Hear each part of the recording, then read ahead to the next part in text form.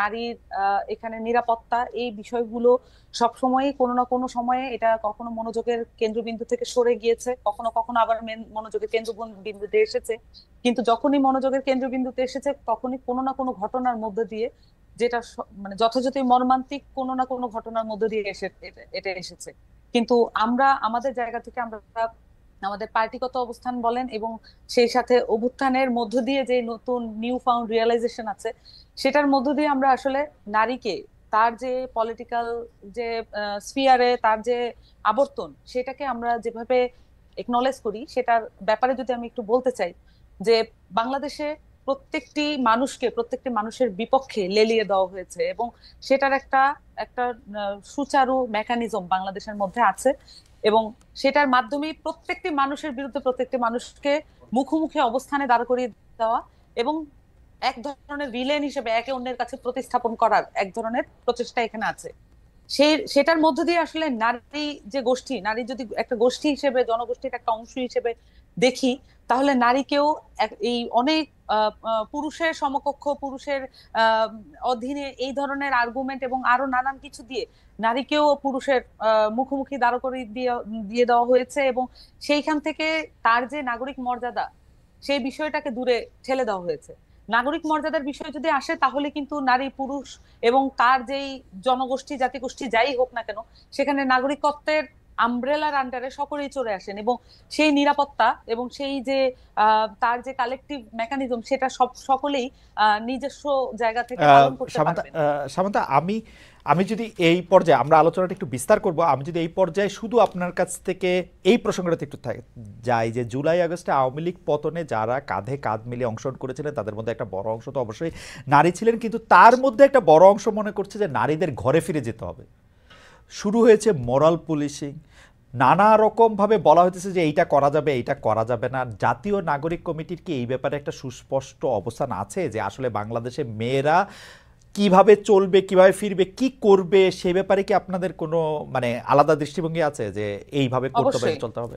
সেটা কিরকম যদি একটু অবশ্যই বলতেন। এখানে আমরা আমরা বারবার একনলেজ করছি যে এই অভ্যুত্থানের মধ্য দিয়ে আমরা চারটি ধাপে আমরা যদি দেখি যে অভ্যুত্থানের মধ্যে নারীদের অংশগ্রহণ কি মাত্রায় ছিল। প্রথমত 14ই জুলাই বাংলাদেশে আওয়ামী লীগ তার ফ্যাসিস্ট কাঠামো প্রতিষ্ঠা করার জন্য যেই ন্যারেটিভ স্ট্যাবলিশ করেছিল, সেই ন্যারেটিভকে ভেঙে হলের মেয়েরা বেরিয়ে এসেছিল। এটা ছিল তার প্রথম রাজনৈতিক স্ফুরণ। হুম। এইটার মাধ্যমে, এই ন্যারেটিভকে ভাঙার মাধ্যমেই আসলে এই অভ্যুত্থান সংগঠিত হওয়ার মুখে এসে আমরা দাঁড়িয়েছিলাম। হুম। পরবর্তীতে আমরা যখন অভ্যুত্থান সংগঠিত হতে দেখি, তখন আমরা নারীদেরকে দেখি একদম সম্মুখ যোদ্ধা হিসেবে, হুম। নট পিছনে কোনো ব্যাকগ্রাউন্ডে কোনো কিছুই না, একদম ফ্রন্টলাইন ওয়ারিয়ার হিসেবে। এবং তার পরবর্তীতে একই সাথে ওই অভ্যুত্থানের সময়ই আমরা কেয়ারার, প্রোভাইডার এবং শেল্টার গিভার হিসেবে আমরা তাদেরকে দেখেছি। এবং এখানে এখানে আমরা এখন পর্যন্ত তিনটা ভাগ দেখলাম, কিন্তু অভ্যুত্থানের পরে অভূতপূর্ব ভাবে আমরা দেখেছি যে যেই নারীরা সম্মুখ ভাগে যোদ্ধা হিসেবে ছিলেন, কেয়ারার, প্রোভাইডার ছিলেন, তারা নিজস্ব ট্রমাটাইজিং যে জায়গাটা তার ছিল, আমরা সকলেই এক ধরনের ট্রমাটাইজিং জায়গায় ছিলাম। কিন্তু আমাদের বাংলাদেশের নারী শিক্ষার্থীরা এবং অনেক ক্ষেত্রে বয়স্ক এবং গৃহিণী নারীরা ঘর থেকে বেরিয়ে এসে তারা এই যে আহত সমতা, এবং শহীদদের লিস্টটা করেছেন, আমি একটু শেষ করি জি জি খালেদ, জি, খালেদ ভাই। হ্যাঁ। তারা লিস্ট গুলো করেছেন এবং তাদের ট্রমাটাইজিং যে এক্সপিরিয়েন্স, সেটাকে উতরে গিয়ে তারা এই লিস্ট গুলো করেছেন। তাদের সাহায্যেই বেসিক্যালি এখন যে রাষ্ট্রীয় পদক্ষেপে যে লিস্টটা করা হচ্ছে, তাদের যে বেসিক স্ট্রাকচার ছিল সেটার উপরে দাঁড়িয়ে কিন্তু এটা করা হয়েছে। তো নারীদের এখানে অংশগ্রহণের, বাংলাদেশে এই যে নতুন যে পলিটিক্যাল পার্টি এসেছে এনসিপি, তারা বাংলাদেশের নারীদের এই অভ্যুত্থানে যে অংশগ্রহণ, সেটা প্রত্যেকটি ডিটেইলিংকে আমরা এক্সপ্রেস করি এবং প্রত্যেকটি ডিটেইলিংকে আমরা একনলেজ করি। এবং এই ডিটেইলিং এর মাধ্যমে আমরা বলি যে বাংলাদেশের নারীদের যেই পলিটিক্যাল এজেন্সি, সেটা এই চারটি ভাগে আমরা যদি দেখি, ভবিষ্যতেও যখন নারীরা নেতৃত্বের জায়গায় আসবে, এই চারটি জায়গায় তারা নিজেদেরকে প্রতিষ্ঠা করবে। আমি আর একটু পরিষ্কার হওয়ার জন্য বলি যে আপনাদের দল কি মনে করে নারীদের কোনো একটা নির্দিষ্ট পোশাক তার জন্য বাধ্যতামূলক হওয়া উচিত বা পোশাকহীনতা বাধ্যতামূলক হওয়া উচিত? আপনি কি মনে করেন যে নারীদের তার নিজস্ব পোশাক, নিজস্ব আচরণ, উনি কোথায় কি খাবেন, কি পান করবেন, সেটা স্বাধীনতা থাকা উচিত, না সেই স্বাধীনতাটা কোনো না কোনোভাবে লিমিটেড হওয়া উচিত? মনে করেন যে যেহেতু আপনাদের দলটা নতুন করে আত্মপ্রকাশ করছে, এই দলের আদর্শ এবং নানাবিধ বিষয়বুদ্ধি তাত্ত্বিকভাবে অনেকটা জায়গা হতে পারে। আমরা যদি স্পেসিফিক এই জায়গাটার মধ্যে থেকে আসি, যে আপনারা কি মনে করেন যে নারীর একটা নির্দিষ্ট চেহারা থাকা উচিত এবং সেটা কোনো না কোনোভাবে পুরুষদের থেকে আলাদা হওয়া উচিত? আপনারা কি মনে করেন? দেখুন, এখানে আমি যেটা বলেছিলাম প্রথমে, বিভাজিত করার যে প্রক্রিয়া আছে রাজনৈতিক ভাবে, এখানে এই ধরনের প্রশ্ন, মানে এই যে পোশাক এবং হচ্ছে চলাফেরা, বেসিক্যালি নারীদেরকে কেন্দ্র করে এই ধরনের প্রশ্ন উত্থাপন করে বা এই ধরনের বাতাবরণ, একটা তথ্যের বাতাবরণ তৈরি করে এমন ভাবে পোট্রে করা হয় মনে হয় যেন এখানে নারীদের বিপক্ষে সকল মানুষ দাঁড়িয়ে আছে। কিন্তু এটা একটা ছোট্ট গোষ্ঠী। বরঞ্চ এই আসিয়ার যে ঘটনাটা আমরা দেখলাম, এটার মধ্য দিয়ে আমরা দেখেছি বাংলাদেশের বেশিরভাগ মানুষ বাংলাদেশের নারীদের নিরাপত্তার জন্য শঙ্কিত, বাংলাদেশের নিরাপত্তার জন্য, বাংলাদেশের নারীদের নিরাপত্তার জন্য সামাজিক বলয় কিভাবে তৈরি করতে হবে সেটার জন্য তারা কাজ করতে উদ্গ্রীব। আমরা বারবারই এই জায়গাগুলো দেখি, কিন্তু এই জায়গাগুলো আমরা একনলেজ না করে আমরা বরঞ্চ যেটা দেখি যে যেভাবে আসলে বিভাজিত করা যাবে সেই বক্তব্যগুলো আমরা বারবার এখানে তুলে আনা হয়। সামান্তা, এবং তাতে সামান্তা, আমি আসলে বিভাজনের জায়গাটা যাইতেই চাচ্ছিলাম না। সেই জন্য আমি আপনাকে প্রশ্নটা যেটা করতে চাচ্ছি সেটা হচ্ছে যে জাতীয় নাগরিক পার্টি এইটা মনে করে কিনা। আমি কোনো বিভাজনের মধ্যে, আমি অনেক ধরনের প্রেসক্রিপশন দেখতে পাচ্ছি, কিন্তু প্রেসক্রিপশন এমন আসতেছে যে ধর্ষণ হইতো না যদি না সে একটা মাহারাম রেনে চলাফেরা করতো, ধর্ষণ হইতো না যদি না তার একটা পোশাক ঠিক থাকতো, ও এখানে এই দুষ্টামি করতেছে, সিগারেট খাইতেছে, তারা মারা ঠিক আছে। আমি বলতেছি হচ্ছে এই জায়গা থেকে জাতীয় নাগরিক পার্টির কি অবস্থাটা কি সেটা আমি বুঝতে চাইতেছি। খালেদ ভাই, একটা রাজনৈতিক পার্টি কখনোই এই ধরনের একটি বিষয়ে মন্তব্য করে না।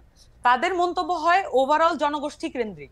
আমরা যখন নারীদের পোশাক আশাক কি হবে, পুরুষদের পোশাক আশাক কি হবে, শিশুদের পোশাক আশাক কি হবে, এই সবকিছুর জন্য যদি প্রয়োজন বোধ করি আমরা জাতিগতভাবে, তাহলে আমাদের জন্য বোর্ড গঠন করিয়ে দেওয়া হোক, রাষ্ট্রীয়ভাবে সেটা পৃষ্ঠপোষকতা দেওয়া হোক। আমরা তো এটা এইভাবে আর্গুমেন্ট করার বিষয় না। পার্টিগতভাবে আমরা মনে করি দায়িত্বশীল ভাবে যে কোনো বিষয়ের আর্গুমেন্ট যদি হয় দায়িত্বশীল ভাবে করা উচিত, এবং সেখানে আমরা আমার ব্যক্তিগত মতামত আমি কারো উপর চাপিয়ে দিতে পারি না। যারা এই বক্তব্যগুলো টুকরো টাকরা ভাবে দিচ্ছেন তারা বেশিরভাগই তাদের পার্সোনাল ফেসবুক অ্যাকাউন্ট ব্যবহার করে সেগুলো দিচ্ছেন। আমরা আমাদের জায়গা থেকে মনে করি যদি কোনো কিছুর বিষয়ে জাতীয় ঐক্যমত প্রয়োজন হয়, এটা শুধু পলিটিক্যাল ইস্যু হতে হবে নট নেসেসারিলি। যদি পোশাকের বিষয়ে আসেন, ধরেন যে পুরুষের পোশাক কি হবে, নারীদের পোশাক কি হবে, শিশুদের পোশাক কি হবে, এই বিষয়ে আমাদের একটি ন্যাশনাল কনসেনসাস আমরা ডেভেলপ করতে চাই, তাহলে এটা রাষ্ট্রীয় পর্যায় থেকে উদ্যোগ নেওয়া হোক। সেখানে অ্যানথ্রোপোলজিস্ট থেকে শুরু করে বায়োলজিস্ট এবং হচ্ছে যারা পোশাক ডিজাইনার আছে এবং যারা হচ্ছে আরো যারা গবেষক আছেন সকলকে ইনক্লুড করা হোক। আসেন আমরা আলাপ করি মানুষ পোশাক আশাক পরবে। সামান্তা, ব্যর্থতাটা মনে আমারই, আসলে আমি প্রশ্নটা বুঝতে পারতেছি না। আমি জানতে চাইতেছি জাতীয় নাগরিক পার্টির চোখে নারী আর পুরুষ দুইটা আলাদা অস্তিত্ব কিনা। ওকে, এটা একটা খুব গুরুত্বপূর্ণ কোশ্চেন। আমরা নাগরিক পার্টির পক্ষ থেকে আমরা বারবারই বলেছি যে আমরা মনে করি যে বাংলাদেশের নাগরিক মর্যাদা যদি নিয়ে আমরা কাজ করি এবং নাগরিক মর্যাদা নিশ্চিত করার ক্ষেত্রে নারী পুরুষ এবং তার পরিচয় যাই হোক, জনগোষ্ঠীর কিছু পরিচয় আছে, জাতিগোষ্ঠীর কিছু পরিচয় আছে, সেটা ছাপিয়ে গিয়ে আমাদের নাগরিক মর্যাদাকে গুরুত্ব সহকারে দেখতে হবে। যদিও এখন এমন বাস্তবতা আছে, আমরা মনে করি যে এখানে নারী সেল, নারী উইং, এটা করে যে ধরনের বিভাজন এখনো, এটার মধ্যে দিয়েও কিন্তু কিছুটা বিভাজন হয়, কিন্তু এখনো সেই বাস্তবতা আছে বাংলাদেশে, এখনো সেই বাস্তবতা আছে, নারীদের সেই ফিল্ডের বাস্তবতা আছে। এখন আমাদেরকে এই জায়গাগুলো অ্যাড্রেস করার জন্য কিছু স্পেশালাইজ উইং প্রয়োজন হয়, কিছু স্পেশালাইজ জায়গা প্রয়োজন হয়। আমরা যেটা বিশ্বাস করি যে আমাদের নাগরিক কমিটির পক্ষ থেকে যে আমরা এমন একটা বাংলাদেশ চাই যেখানে আমাদেরকে 25% উইমেন বা 33% উইমেন রাখতে হবে। এটা আমাদেরকে জোরপূর্বক আর বলতে না হোক। যে কোনো লিস্ট করার সময়, যে কোনো নিয়োগের লিস্ট, নারী ও পুরুষ, জাতীয় নাগরিক পার্টির চোখে নারী ও পুরুষ সমান কিনা? নারী ও পুরুষ শুধু সমান না, এখানে নাগরিক মর্যাদার আন্ডারে, আমি বারবার বলছি, এখানে ওয়ার্ল্ড যদি আপনি পলিটিক্যাল সায়েন্সের জায়গা থেকে দেখেন, তাহলে যদি আপনি মডার্ন স্টেট হিসেবে বাংলাদেশকে রিপ্রেজেন্ট করতে চান, তাহলে যদি মডার্ন স্টেটের আমি নাগরিক পার্টির আমি বাংলাদেশ হিসেবে কি করতে চাই না চাই সেটা আমি চাই না, জাতীয় নাগরিক পার্টি কি চায় সেটা বলেন। আমি একদমই বলছি নারী পুরুষ সমান। যদি আপনি মডার্ন স্টেট হিসেবে যদি দেখতে চান এবং সেই সাথে মডার্ন স্টেটের আইডিয়া অনুযায়ী সিটিজেনকে যেভাবে দেখতে চান, সেভাবে নাগরিক পার্টি আসলে নারী পুরুষ বলেন এবং যত রকমের নাগরিক আছে সকলকে একই আমব্রেলা নিচে বিচার করবে, এবং কারো নাগরিক মর্যাদা কোনোভাবে যদি ভুলন্টিত হয় সেটার বিপক্ষে নাগরিক পার্টি দাঁড়াবে। এবং সেই ক্ষেত্রে নারী আর পুরুষের মধ্যে কোনো বিভেদ আপনারা দেখছেন না জাতীয় নাগরিক পার্টি? আমি বলেছি এখানে বাস্তবতা আছে, আমি বারবার বলেছি এখানে বাস্তবতা আছে, এখনো আমার কি মনে হয় যে স্পেশালাইজড কিছু কেয়ার 2025 নারী সালে, সমাজের জন্য প্রয়োজন। সামান্তা 2025 সালে আসে কি প্রশ্নটা এত কঠিন যে এটা আসলে বাইনারিতে জবাব দেওয়া যায় না যে নারী আর পুরুষ সমান কি সমান না? ভাই আমি এটা বাইনারি পলিটিক্স এর মধ্যে আজকে 53 বছর ধরে আমরা আছি। বাইনারি পলিটিক্স এর বাইনারিটা মধ্যে কোনো আমরা কিছু 53 এখন বছর ধরে আছি। আমি আপনাকে প্রশ্ন করেছি এবং নারী আর এবং পুরুষ আপনি সমান দেখেন কিনা আপনার পার্টির চোখে? নো নো এই বাইনারিতে আপনি আসতে পারবেন না, পলিটিক্যালি এই বাইনারিতে আপনি আসতে পারবেন না। সোশিওলজিক্যালি এবং এইসব জায়গা থেকে কখনোই বাইনারি ভাবে যে কোনো উত্তর দেওয়া দায়িত্ব জ্ঞানহীনতা। আচ্ছা ঠিক আছে, আমরা তাহলে মনে আপনি করি যে বাইনারি ভাবে উত্তর না আপনি দিয়ে বাইনারিতে না আমাদেরকে দিয়ে টোটাল আপনি পিকচারটা তুলে ধরতে আপনি হবে। আপনি টারশিয়ারি ভাবে দেন যে নারী আর পুরুষ আসলে সমান না, নারী আর পুরুষ সমান। আমরা এই আমি জায়গার মধ্যে টারশিয়ারি ভাবে দিয়েছি। আমি বলেছি যে কনসেপচুয়ালি নারীকে আমরা কিভাবে দেখি এবং আমরা তার মর্যাদা নিশ্চিত করার জন্য কি ধরনের পদক্ষেপ নিতে আমি পারি। আমি আমি আপনার উত্তরটা বুঝতে পারি নাই। আমি আবার আসবো আপনার কাছে, আপনি সমান বলছেন কিনা সেটার ব্যাপারে আমি আপনার কাছে জানবো। আমি আবার আসবো আপনার কাছে। সামাদ, আপনাকে ধন্যবাদ। আমি ডক্টর রেজওয়ানা করিম স্নিগ্ধা আপনার কাছে জানতে চাইবো যে জুলাই আগস্ট আন্দোলনে নারীদের বড় বড় ভূমিকার কথা বলি, কিন্তু তারপর দৃশ্যপট অন্যরকম। আমরা কিন্তু একদম স্পেসিফিকলি ডক্টর স্নিগ্ধা আপনি এইটা নিয়ে কাজ করেছেন, আমরা এটা নিয়ে অনেক কথা বলেছি। নারীদের মর্যাদার কথা এখন যারা বিরোধী দলে থেকে বলছে, বিশেষ করে আওয়ামী সমর্থক যাদের মধ্যে থেকে তারা বলেছে, সেই আমলেও আমরা নারীদেরকে নানাভাবে হেনস্থা হতে দেখেছি, নারীদের মর্যাদা আমরা ভুলুণ্ঠিত হতে দেখেছি, নারীদেরকে সবসময় আমরা একটা সেকেন্ড সিটিজেন হিসেবে দেখেছি। আমাদের একটা আলাদা একটা আশা ছিল যে নতুন রাজনৈতিক বন্দোবস্তে হয়তো বিষয়টা অ্যাড্রেস করা হবে। কিন্তু আমি জানি না যে সামান্তার বক্তব্যে আপনি আসলে খুব কনভিন্স হলেন কিনা। আমি কিন্তু দেখতে পাচ্ছি যে নতুন রাজনৈতিক বন্দোবস্ত আসলে নারীদের জায়গা আমি ঠিক সমান জায়গায় তো দেখতে, মানে আমি দেখতে ব্যর্থ হচ্ছি।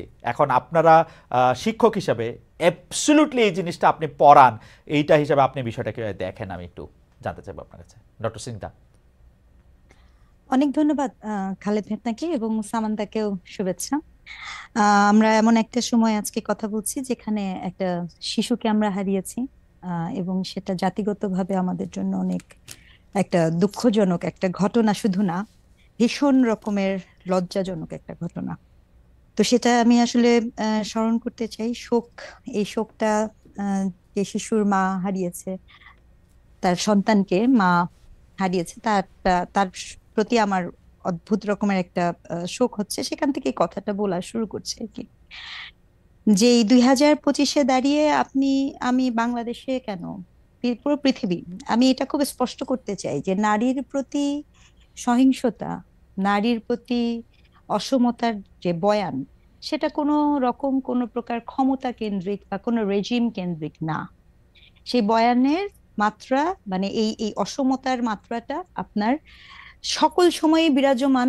এবং সেক্ষেত্রে আরো গুরুত্বপূর্ণ হচ্ছে যে যখন আপনি একটা বিশৃঙ্খল পরিস্থিতিতে থাকেন, যখন আপনি একটি একক পেশি শক্তির ক্ষমতার চর্চার মধ্যে থাকেন, যখন রাষ্ট্রীয় কাঠামো অনেক বেশি সহিংসতার মধ্যে থাকে, তখন ত্রাসের অন্যতম টার্গেট গ্রুপ হিসেবে নারী থাকে। সেক্ষেত্রে এখানে আমার বলতে বিন্দুমাত্র দ্বিধা নাই, আলাপটা কিন্তু ইকুইটির, আলাপটা ইকুয়ালিটির থেকেও সবচেয়ে বড় ইকুইটির, যেখানে আমার এমন নারী বান্ধব পরিবেশই নাই।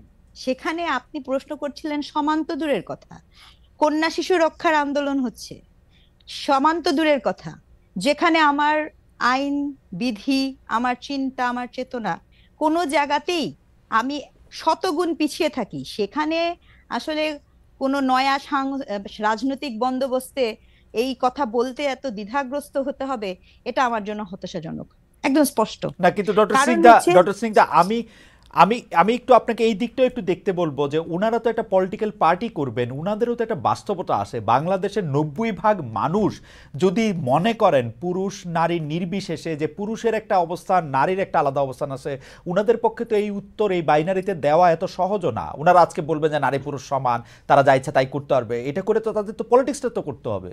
তারা কেমনে করবে এই পলিটিক্স যখন মানুষ না চায়? আপনারা শিক্ষক হিসেবে যখন আমরা বিশ্ববিদ্যালয়ের ছাত্রছাত্রীদের মধ্যেও যখন এটা 70% লোক না চান, এটা ওরা পলিটিক্সটা কেমনে করবেন এটার মধ্যে থেকে? আচ্ছা, না দেখেন, আমি আবারও বলছি যে যা ইচ্ছা তাইয়ের গল্প না, গল্পটা হচ্ছে আমার অধিকারের গল্প, রাষ্ট্রপক্ষের কাছে দাবির গল্প। ঠিক আছে, আপনি পৃথিবীতে শিক্ষা ব্যবস্থা, সভ্যতা যদি সবাই পপুলিস্ট আচরণ করা শুরু করে, তখন কিন্তু সভ্যতা আগায় না। আর রাজনীতি কিন্তু আমরা কিন্তু নয়া রাজনৈতিক বন্দোবস্তের কথা বলছিলাম। আমরা কিন্তু ওই বস্তা পচা পুরনো রাজনৈতিক বন্দোবস্তের কাছে এই ধরনের কিছু প্রত্যাশা করি নাই। নয়া রাজনৈতিক যে বন্দোবস্ত, সেই বন্দোবস্ত হবার কথা ছিল বরঞ্চ এটা ন্যায্যতার হিস্যার। আর ন্যায্যতা হিস্যার কথাই আপনি বলতে পারেন না এখন পর্যন্ত এই বাংলাদেশে। কেন আপনি যে প্রশ্নটা করেছেন, এখানে শুধু আমি নাগরিক পার্টি কেন বলবো, কেন এই নয়া বন্দোবস্তে এই ইন্টারিম গভর্নমেন্টের ক্ষেত্রে প্রতিটি রাজনৈতিক দল, প্রতিটি ধর্মভিত্তিক সংগঠন নারীর প্রতি তাদের দৃষ্টিভঙ্গি কি হবে সে বিষয়ে স্পষ্ট অবস্থান দেন না? আমরা এটা কেন জানতে পারবো না? একদম স্পষ্ট, আমি একদম স্পষ্ট করে জানতে চাই। আমাকে একটা কথা বলতেই হবে, কি হেতু কারণে যে দেশে আপনি গণপ্রজাতন্ত্রী বাংলাদেশে আমি বসবাস করি, যে দেশের সকল আইন শৃঙ্খলা আপনি রাষ্ট্রায়ত্ত আইন শৃঙ্খলার অধীনে রাখেন, কেবল এবং কেবলমাত্র পারিবারিক আইনটাকে আপনি ধর্মভিত্তিক আইনের মধ্যে সীমায়িত রেখেছেন। আপনি এখন বলতে পারেন ব্রিটিশ কোর্টের কথা, কিন্তু আমি আপনাকে বলে দিই সেই 200 বছর পুরানো কোর্টের লয়ের কথা দিয়ে তো চলবে না। আপনাকে আমি এটাও বলতে চাই, শুধুমাত্র আপনার সংখ্যাগরিষ্ঠ শব্দটা ব্যবহার করছি, সংখ্যাগরিষ্ঠের পারিবারিক ধর্মীয় অনুভূতিতে আঘাত না আনার কারণে আপনি পারিবারিক আইন করে রেখেছেন, যার দায় বহন করতে হয় এদেশের সনাতন নারীদেরকে, এদেশের খ্রিস্টান নারীদেরকে, এদেশের বুদ্ধিস্ট নারীদেরকে। কি কারণে? যদি এই কথা বলার সততা না থাকে, যদি এই অসমতার বিপক্ষে, অন্যায়ের বিপক্ষে কথা বলার সাহসিকতা না থাকে, তাহলে আর নয়া রাজনৈতিক বন্দোবস্ত কাকে? না ডক্টর স্নিগ্ধা, এইটা তো আপনি আপনার জায়গা থেকে এটা একটা প্রয়োজন, বাস্তবতা বা সংখ্যাগরিষ্ঠের বিরুদ্ধে গিয়ে বা সংখ্যাগরিষ্ঠ যদি পছন্দ না করে সেটা কথা বলতেছেন, কিন্তু আপনার কাছে কি মনে হয় না যাদেরকে আপনি ভিকটিম ভাবতেছেন, যে আমি যদি সম্পত্তি বা পারিবারিক উত্তরাধিকারটা দিয়ে যদি বলি, তাদের মধ্যেকার 80 ভাগ 90 ভাগ 100 ভাগ মানুষ যদি মনে করে যে না ঠিক আছে, তাহলে তো সেটা আপনি কি উপর দিকে চাপিয়ে দেওয়ার চেষ্টা করছেন কিনা, উপর থেকে চাপিয়ে দেওয়ার চেষ্টা করছেন কিনা, তারা যদি মনে করে যে ঠিক আছে? আচ্ছা, আমি কোনো কিছু চাপিয়ে দেওয়ার চেষ্টা করছি না। দেখেন, গ্যালিলিও অনেকবার বলেছে পৃথিবী সূর্যের চারপাশে ঘুরে, এজন্য গ্যালিলিওকে আপনি গৃহবন্দী করেছেন, তাই বলে সত্যটা পরিবর্তন হয়ে যায় না। ব্যাপারটা চাপানোর না, ব্যাপারটা বোধের। যেমন মনে করেন, আমি আপনাকে একটা সিম্পল উদাহরণ দিই। আপনি বলছিলেন সম্পত্তি তো পরের কথা।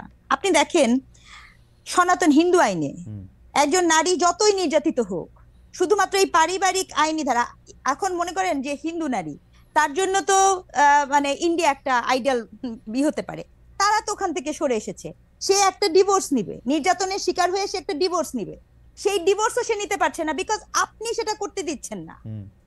মানে আমি উত্তরাধিকারের প্রশ্নে আমি পরে আসি। আরে ভাই, যেটুকু আছে, আপনি যদি এখন রিসার্চের ডাটা নেন, ততটুকু যদি অধিকার নারীরা পেত, তাহলে তো আমি শুকরিয়া আদায় করতাম। কিন্তু ঘটনাটা তো সেটা না, আলাপটা, গল্পটা কিন্তু সেটা না। গল্পটা হচ্ছে একটা পক্ষের সাথে কন্টিনিউয়াস সিস্টেমেটিক আকারে, আবারও বলছি, কাঠামোগত আকারে রাষ্ট্রীয়ভাবে যখন বৈষম্য করা হয়, গল্পটা কিন্তু সেখানে। আপনি কি জানেন যে এই যে শুধু সনাতন না, আমি আপনাকে এটাও বলি, খ্রিস্টান নারী পর্যন্ত আপনার করতে পারছে না। তাহলে এখানে তো আমার দেশে তো এই মানুষগুলোও আছে। আপনি মনে করেন অনেক নির্যাতনের শিকার হবেন, তাও আপনি এটা করতে পারবেন না। আরো আমি আপনাকে বলি, আপনি এই কাঠামোর মধ্যে, এই যে আজকে আমি দেখছিলাম যে ঘটনাটা আজকে ঘটেছে, এই বিষয় নিয়ে হয়তো বা পরে আরো বিস্তারিত কথা বলার সুযোগ হবে। দেখেন, এই যে ধর্ষণের শাস্তি নিয়ে কথাবার্তা বলছেন, এটা তো ধর্ষণ না, এটা তো attempt to murder, it's murder case. গল্প ওখানে শেষ, এটা নিয়ে আমরা ভিন্ন আলাপ করতে পারি। আমার প্রশ্ন হচ্ছে, এইসব এগুলো না, প্রতিটা জিনিস অনুভূতির রাজনীতিকীকরণ। আমি আবার রিপিট করছি শব্দটা, আপনি একটা অনুভূতির পলিটিক্স করছেন, এরকম কিন্তু শুধু একটা ঘটনা না, ইতিমধ্যে আপনার কাছে যে ডাটা থাকে, রাইট, আপনি ঠিকই বলেছেন ডক্টর স্নিগ্ধা। আমরা কিন্তু দেখি যে যেসব দেশে আইন কানুন আছে বলে আমরা জানি, সেসব দেশের মধ্যেও কিন্তু আসলে এই ধরনের ঘটনা অনেক ঘটে, কিন্তু নাগরিকরা এক ধরনের শান্তিতে থাকে যে এই ধরনের ঘটনা ঘটিয়ে কেউ পার পাবে না, এরকম ঘটনা যাতে রোধ করা যায়, সেজন্য বাচ্চাদের প্রতি সহিংসতা যাতে দূর করা যায়, সেজন্য আসলে অনেক স্টিং অপারেশন হয়, তাদের অনেক শাস্তি হয়, তাদের আসলে যে একবার ধরা পড়ে সে সামাজিক এবং আইনগতভাবে খুবই অপাঙ্ক্তেয় লোকে পরিণত হয়, তার জন্য সারা জীবনের এটা। কিন্তু বাংলাদেশে এইটা আমরা দেখি না কেন? আমি এই প্রশ্নটা আপনাকে করে রাখতে চাই যে বাংলাদেশের মানুষের মধ্যে এই ফিলিংটা নাই কেন যে রাষ্ট্র এটাকে ঠিক করবে? একটা পক্ষকে কেন বলতে হয় যে কোরআনের ল দিয়ে যদি ধর্ষণের আইনের বিচার করা যাইতো বা নারীর প্রতি সহিংসতা হলে এটা থাকতো না? আরেক পক্ষকে কেন বলতে হয় যে একটা সামারি ট্রায়াল করতে হবে, যেখানে বাংলাদেশের মতো একটা দেশে? আপনি এইটা আমাদের যদি একটু বলেন, আমরা একই প্রশ্ন নিয়ে আসলে মানে কাছাকাছি প্রশ্নে আমরা সামান্তার কাছে যাব যে আসলে এই যে এরকম একটা ঘটনার পরে এই যে প্রতিবাদ, এই যে আন্দোলন, এইটার মধ্যে আসলে নাগরিক পার্টি এটাকে কিভাবে দেখে, সামান্তা এটাকে কিভাবে দেখে, এবং আমরা আপনার কাছেও জানতে চাইবো যে প্রফেসর স্নিগ্ধা যে এটা আসলে কি করা উচিত, আইডিয়ালটা আসলে কি করা উচিত। আমি সামান্তার কাছে প্রশ্নটা এইভাবে করতে চাই যে ধর্ষণ বিরোধী পদযাত্রায় 12 জনের বিরুদ্ধে যারা মামলা করেছে তারা বাম সংগঠনের সাবেক নেতাকর্মী, এবং এইটাকে আসলে এরা বাম নাকি আবার এটাকে বলা হচ্ছে যে আলট্রা রাইট, কারা আসলে এটার মধ্যে অংশগ্রহণ করতেছে, তারা আসলে কি দেখতে চায়, মোরাল পুলিশিংটাকে আসলে জাতীয় নাগরিক পার্টি আসলে কিভাবে দেখতেছে? মোরাল পুলিশিংয়ের মধ্যে কিন্তু শুধু নারী নাই সামান্ত, আপনি জানেন আমি গতকাল দেখতেছিলাম যে বাংলাদেশে একটা জেলায় প্রকাশ্যে ভিডিও করে একটা লোক খাচ্ছেন, তাকে বের করে এসে কান ধরে উঠা বসা করা হচ্ছে। এইসব ক্ষেত্রে আসলে আপনাদের অবস্থানটা কি? মানে মানে আমি তো জীবনে এরকম শুনি নাই, নাকি শোনা গেছেও এইটাই করা উচিত, আমি জানি না আসলে। প্লিজ এনলাইটেন মি, আমাকে একটু বলেন সামান্তা যে মোরাল পুলিশিং, এবং সেটা শুধু নারীদের এগেনস্টে না, খাদ্যরত অবস্থায় রেস্টুরেন্ট থেকে একজনকে ধরে নিয়ে এসে কেন তুমি রোজা করলা না, কান ধরে উঠবস করো, এইসব ক্ষেত্রে আপনাদের অবস্থানটা যদি একটু বলতেন। জি, ধন্যবাদ। এখানে আমরা যে ভিডিওটার কথা আপনি বললেন, প্রথমত আমরা যদি দেখি বাংলাদেশে আওয়ামী লীগ যখন তার ফ্যাসিস্ট কাঠামোর প্রতিষ্ঠা করার জন্য যে কি কি টুলস ব্যবহার করেছে, যদি আমরা দেখি যে তারা সামাজিকভাবে আমাদের যে বোঝাপড়ার জায়গাটা সেটাকে নষ্ট করেছিল। সেটা যদি নষ্ট না হতো তাহলে হচ্ছে এই এই জায়গাটা তৈরি হতো না। আর আমরা এডিশনালি যদি দেখি যে এই যে ভিডিওটা ভাইরাল হয়েছে তার পরিচয়টা আপাতত পক্ষে জানা গেছে যে উনি ছিলেন বণিক সমিতির একজন নেতা। এখন বণিক সমিতি বা এই ধরনের সমিতিগুলোতে এখন কারা এসছেন সেটা যদি একটু তলিয়ে দেখা যায় তাহলে বেরিয়ে পড়বে। আমরা তো পার্টি করেছি 1 সপ্তাহ হয়নি, বা আমাদের পার্টি হয়েছে মাত্র 13 দিন হলো, 2 সপ্তাহের কিছু বেশি। তো এই সমিতিগুলোতে কারা আছেন এগুলো একটু চেক করলেই দেখা যাবে যে কারা আসলে এই ধরনের মনার পুলিশিং এর সাথে আগেও যুক্ত ছিল। এই ধরনের ভিডিও কিন্তু আজকে নতুন না, আওয়ামী লীগের সময় অসংখ্যবার এই ধরনের ভিডিও আমরা দেখতে পেয়েছি, এবং এই ধরনের ভিডিওর মধ্যে দিয়ে এক ধরনের সামাজিক অস্থিরতা তৈরির জন্য এই ধরনের ভিডিও করা হয়ে থাকে বলে আমরা আমার কাছে বিভিন্ন সময়ে আমি যতটুকু ভিডিওটা দেখে যেটা আমি বুঝছি সেটা হচ্ছে যে ভদ্রলোক এটা করছেন তিনি দৃষ্টান্ত উপস্থাপন করার জন্য এই ভিডিওটা করছেন। আসলে এটা আমার কাছে মনে হচ্ছে উপস্থাপন করার জন্য এই ভিডিওটা করুক, উনি এই ধরনের কাজ করতে পারেন। আমার প্রশ্ন ছিল যে জাতীয় নাগরিক পার্টির এই মোরাল পুলিশিং, রেস্টুরেন্টে খাদ্য গ্রহণ করা অবস্থায় রমজানে, ওনার কথা আপনি বাদ দেন, আমি আপনার সাথে একমত যে এই ধরনের বিভেদ আগে সৃষ্টি করে জাতীয় নাগরিক পার্টির অবস্থান কি? মানে আমি যদি রোজা না রাখি আমি কি রেস্টুরেন্টে বসে খাইতে পারবো, নাকি আমাকে কান ধরে উঠবস করতে হবে? মোরাল পুলিশিং কোনোভাবেই সমর্থনযোগ্য নয়। আপনার সামাজিক এক ধরনের বোঝাপড়া তৈরি করতে হবে। সামাজিক যদি বোঝাপড়া তৈরি না হয়, যতই আইন করেন না কেন এই ধরনের জিনিস ঘটতেই থাকবে। আমাদের সামাজিক বোঝাপড়া কিন্তু নষ্ট করার জন্য, এটা রাষ্ট্রের করায়ত্ত করার জন্য এক ধরনের প্রক্রিয়া আছে। এখন আমি আপনাকে বলি, আপনি বলেছেন যে মোরাল পুলিশিং এবং যে পুলিশের যে অ্যাকশন গত কয়েকদিন, আপনি এটাও প্রশ্ন করেছেন। দেখুন এখানে আমাদের মুভমেন্টের সাথে মানে এই যে আপরাইজিং এর সাথে যুক্ত অনেকেই কিন্তু গতকাল গ্রেফতার হয়েছেন, এবং এটার মধ্যে দিয়ে পুলিশকে আমরা কিভাবে দেখবো সেটা কিছু, কালকে কিন্তু 2টা ভিডিও এসেছে। এক হচ্ছে যে গত পরশু 2 দিন ধরে যে এক হচ্ছে যে 12 জনকে গ্রেফতার করার পূর্ব মুহূর্তে, গ্রেফতার করার আগের যে প্রেক্ষাপট সেটা নিয়ে অনেকগুলো ভিডিও এসেছে, এবং সেই সাথে একটি ছেলেকে ঘাড়ে ধাক্কা দিয়ে প্রিজন ভ্যানের তোলা, এবং তার একদম ভিডিওর মধ্যে স্পষ্টভাবে তাকে তার অন্যায়ের অধিক শাস্তি দেওয়া, মানে অধিক শাস্তি দেওয়ার অ্যাপারেন্টলি, যদিও এটা আদালতে প্রমাণযোগ্য হবে, কিন্তু অ্যাপারেন্টলি অধিক বল প্রয়োগের মাধ্যমে পুলিশ কর্তৃক গ্রেফতার, এটাও তো আমরা আগের রেজিমে দেখেছি। তাহলে আমরা তো এখানে চেঞ্জটা ওই অর্থে পার্টিকুলার ইস্যু ধরে যদি বলি, এই অর্থে কিন্তু আমরা এই সেকেন্ড ভিডিওর ক্ষেত্রে আমরা দেখতে পাইনি। আবার প্রথম ভিডিওর ক্ষেত্রে আমরা যদি দেখি যে প্রথম যে ঘটনাটা ঘটেছে যে শাহবাগের থেকে তারা চিফ অ্যাডভাইজারের বাসভবনের দিকে বা ওই কোথাও ওই দিকে যাওয়ার তারা চেষ্টা করছিলেন, কিন্তু এখানে আমরা যদি দেখি ধর্ষণ বা এই ধরনের নারী নিরাপত্তা এটা একটা খুবই জনগুরুত্বপূর্ণ মানে ইস্যু। সেটা নিয়ে নানান পক্ষের সাথে আমাদের যে আলোচনা তৈরি করার যে স্কোপটা আছে, এই মুহূর্তে রাজনৈতিক যেই স্কোপটা আছে, সেইটাকে আগে কখনোই ছিল।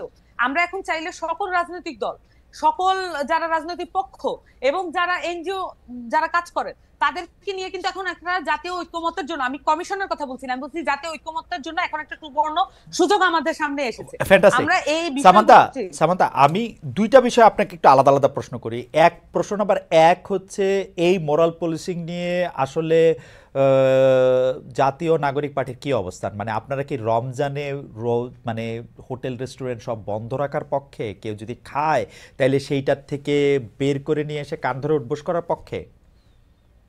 খালেদ ভাই, এটা তো আসলে মানে অ্যাবসার্ড যে আমাদেরকে এই প্রশ্নগুলো মানে খুব খুব আসতেছে। খুব খুব আমি বলি কেন অ্যাবসার্ড, যে আসলে তাহলে পারসেপশনটা কি, মানে পারসেপশনটা কি এরকম যে আমরা এই ধরনের বিষয়কে এন্ডোর্স করতে পারি, এই সম্ভাবনা আছে, এই কারণে প্রশ্নটা ক্লিয়ার করে নেওয়া না। কারণ হচ্ছে যে আমরা একটা পরিষ্কার অবস্থান চাই। আপনার কোনো পারসেপশন থেকে না, পরিষ্কার অবস্থান হচ্ছে আপনি শুধু বলেন যে আপনারা এর বিপক্ষে, তাহলে আমি পরবর্তী প্রশ্নটা করতে পারি। না বা আপনি যদি বলেন পক্ষে, তাহলে আমি পরবর্তী প্রশ্নটা না। এই পারসেপশন কি হয়েছে জানেন?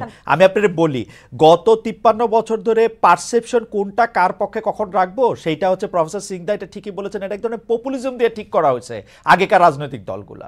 আপনাদের অবস্থানটা সেই জন্য, আপনারা আমাদের আশা, আপনারা আমাদের লাস্ট বেট যে আপনারা আসলে কোন জায়গার মধ্যে দাঁড়ায় আছেন। দেখেন, আপনাদের একজন সমন্বয়কের বক্তব্য পড়ে আমরা একরকম বুঝি, আবার মাহফুজ সাহেব আরেকটা বক্তব্য দেন, আমরা আরেক রকম বুঝি।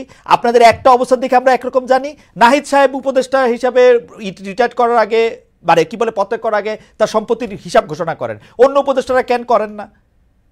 নাহিদ সাহেবকে যখন একটা বিষয়ের মধ্যে অনেকগুলো বিষয় ঢুকে গেল, অ্যাবসলিউটলি, সেই জন্য আমি বলতেছি যে পারসেপশন এখানে কোনো ব্যাপার না। আপনি আমাকে শুধু বলেন যে আপনাদের অবস্থানটা কি। আপনারা কি চান যে রমজানে, যেমন এখানে আমরা জামাতে ইসলামীকে দেখছি যে ওরা স্পষ্ট বলছে যে রমজানে দোকানপাটগুলি বন্ধ রাখতে হবে, কেউ দোকানপাট খোলা রাখতে হবে না।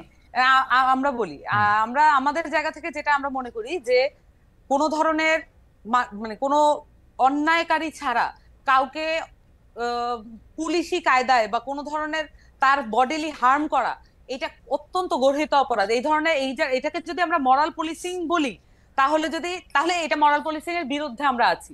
না সামান্তা, আপনার বক্তব্য কি আপনি শুনতে পান? আপনি বলছেন অন্যায়কারী ছাড়া, তার মানে যে অন্যায়কারী তাকে আপনারা শাস্তি দিতে পারবেন? আমরা কোনো কিছুই শাস্তি দিতে পারবো না। তাহলে আপনি বলেন যে কাউকে, তাহলে আপনাকে বলেন যে কাউকে দেওয়া যাবে না। আমি বলছি ভাই, শাস্তি দেওয়ার জন্য আছে আদালত। আমরা ট্যাক্স দিয়ে এই আদালত গুলাকে চালাই, আমরা কিন্তু এই আমাদের ট্যাক্সের পয়সা কিন্তু এই আদালত প্রাঙ্গণ গুলাতে আছে। তাহলে আমি কখনোই আমার ট্যাক্সের পয়সা কিন্তু ইনভ্যালিড হয়ে যাক, সেটা আমি তো চাইবো না অ্যাজ এ সিটিজেন। তাহলে আমি চাইবো যে শাস্তি যেখানে হয় সেখানেই হবে। তার মানে এখানে আইন শৃঙ্খলা বাহিনী আছে, আইন শৃঙ্খলা বাহিনীর কাজটা কি? যদি সব কাজ হচ্ছে যে কেউ একটা গ্রুপ গোষ্ঠী মিলে এই দায়িত্বগুলো হাতে তুলে নেয়, এটার কোনো জায়গা নাই।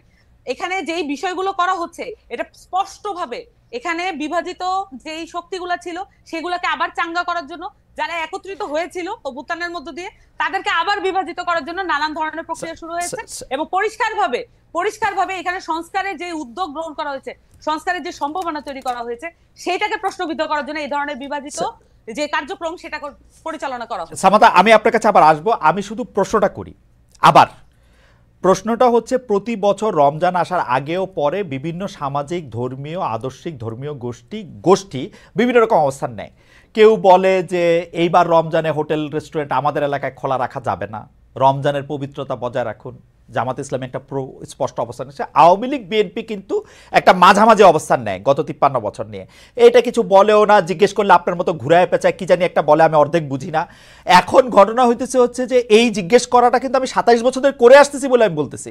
আমার দুর্ভাগ্যজনকভাবে আমি আপনাকে ওই প্রশ্ন করতেছি, হয় আপনাকে আমি বুঝাতে পারছি না যে এনসিপির আমি কোনো স্পষ্ট অবস্থা দেখতে পাচ্ছি না। এনসিপি কি বলতেছে যে রমজানে আসলে দোকানপাট বন্ধ রাখতে হবে? আপনাকেও যখন আমি আপনাকে কেন হচ্ছে, আমি আপনাকে পলিটিক্যাল পার্টির কাছ থেকে আপনারা যেভাবে, মানে আপনারা বলতে আমি বলছি যে বেশিরভাগ লোকজন, আমি শুধু সাংবাদিকদের কথা বলছি না, সবাই আসলে যেভাবে প্রত্যেকটা ইস্যুতে হ্যাঁ বা না উত্তর আশা করেন, এইভাবে একটা পলিটিক্যাল পার্টি আচ্ছা ফাংশন ঠিক করে আছে, না। আপনার অবস্থান পলিটিক্যাল পরিষ্কার, পার্টির বক্তব্যসমূহ একটু ভেগই থাকে, সকলকে নিয়ে একটু হবে। ভেগই থাকে, আমরা একটু ভেগই থাকে।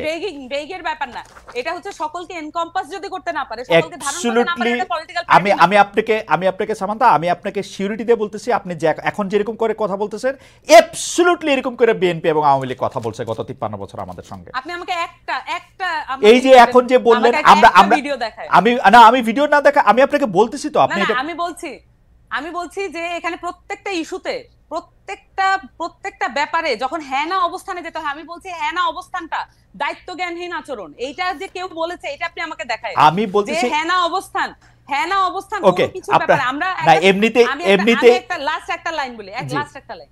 আমরা যে সামাজিক, আমরা যদি মানে পলিটিক্যাল পার্টি করে বলে আমরা শুধু রাষ্ট্রীয় অবস্থান নিয়ে কথা বলবো, বাংলাদেশের প্রত্যেকটা ব্যাপারে যে অনেকগুলো বিষয় জড়িত থাকে, এটাকে ডিসকার্ড করে, এটাকে আনএকনলেজ করে, এটাকে ফেলে দিয়ে আমরা এটা করতে চাই না। আমরা মনে করি যে এই বিষয়গুলো জনগুরুত্বপূর্ণ, এগুলো সামাজিক ব্যাপার, এবং সামাজিকভাবে সলভ করার জন্য যদি রাষ্ট্রীয় কোনো উদ্যোগ নিতে হয়, এবং আমরা মনে করি যে সেটার ব্যাপারে আগ্রহী এবং উদ্যোগ নেওয়া উচিত, আমরা এটা মনে করি। ওকে, থ্যাংক ইউ আপনাকে। আমি একটু দর্শকদের কাছে জানতে চেয়েছিলাম, ধর্ষণ মামলার বিচার 90 দিনের মধ্যে শেষ করতে চান আইন উপদেষ্টা অধ্যাপক আসিফ নজরুল। দর্শক এমন উদ্যোগ বাস্তবায়ন হবে বলে মনে করেন কিনা? হ্যাঁ, এমন উদ্যোগ বাস্তবায়ন হবে বলে মনে করেন শতকরা 65% লোক, শতকরা 35% লোক মনে করছেন যে এমন উদ্যোগ বাস্তবায়ন হবে না। 68,000 মানুষ এখানে ভোট দিয়েছেন। আমি একটু এই ধর্ষণ এবং আইন, মোরাল পুলিশিং, চুরি ডাকাতি, ছিনতাই, নারীর প্রতি আক্রমণ, এই ঘটনা সামনে এসছে। আমি যে প্রফেসর রেজানা স্নিগ্ধা, আপনি এর মধ্যে সরকারের কোনো দায় দেখেন কিনা বর্তমানে যারা পলিটিক্যাল পার্টিগুলি আছে, আমরা তো তাদের, আপনি কোনো দায় দেখেন নাকি তাদের অবস্থান, তাদের জায়গা থেকে এগুলি অ্যাড্রেস করা বা না করা? মানুষের নিরাপত্তার ক্ষেত্রে শুধু নারী না, আমরা আসলে খেয়াল করেছি যে যারাই দুর্বল তারা আক্রান্ত হচ্ছেন, সেইটার ক্ষেত্রে সেটা কি হতে পারে? ডক্টর রেজানা স্নিগ্ধা। আচ্ছা, আমি একটা কথা, আপনার প্রশ্ন উত্তরে যাওয়ার আগে একটা কথা বলি। রিফরমেশন, যখন একটা সমাজে, সোসাইটিতে রিফরমেশন হয় না, তখন রিফর্মাররা খুব বোল্ড কিছু স্টেপ নেয়, এবং সেই স্টেপের মধ্যে কিন্তু কোনো দ্বন্দ্ব থাকে না। সেক্ষেত্রে আপনি সেটাকে পলিটিক্যালি বলেন অথবা সেটাকে রিলিজিয়াসলি বলেন। আমি একদম স্পষ্ট দুটো উদাহরণ আমি একদম নির্দ্বিধায় নির্ভয়ে দিতে চাই।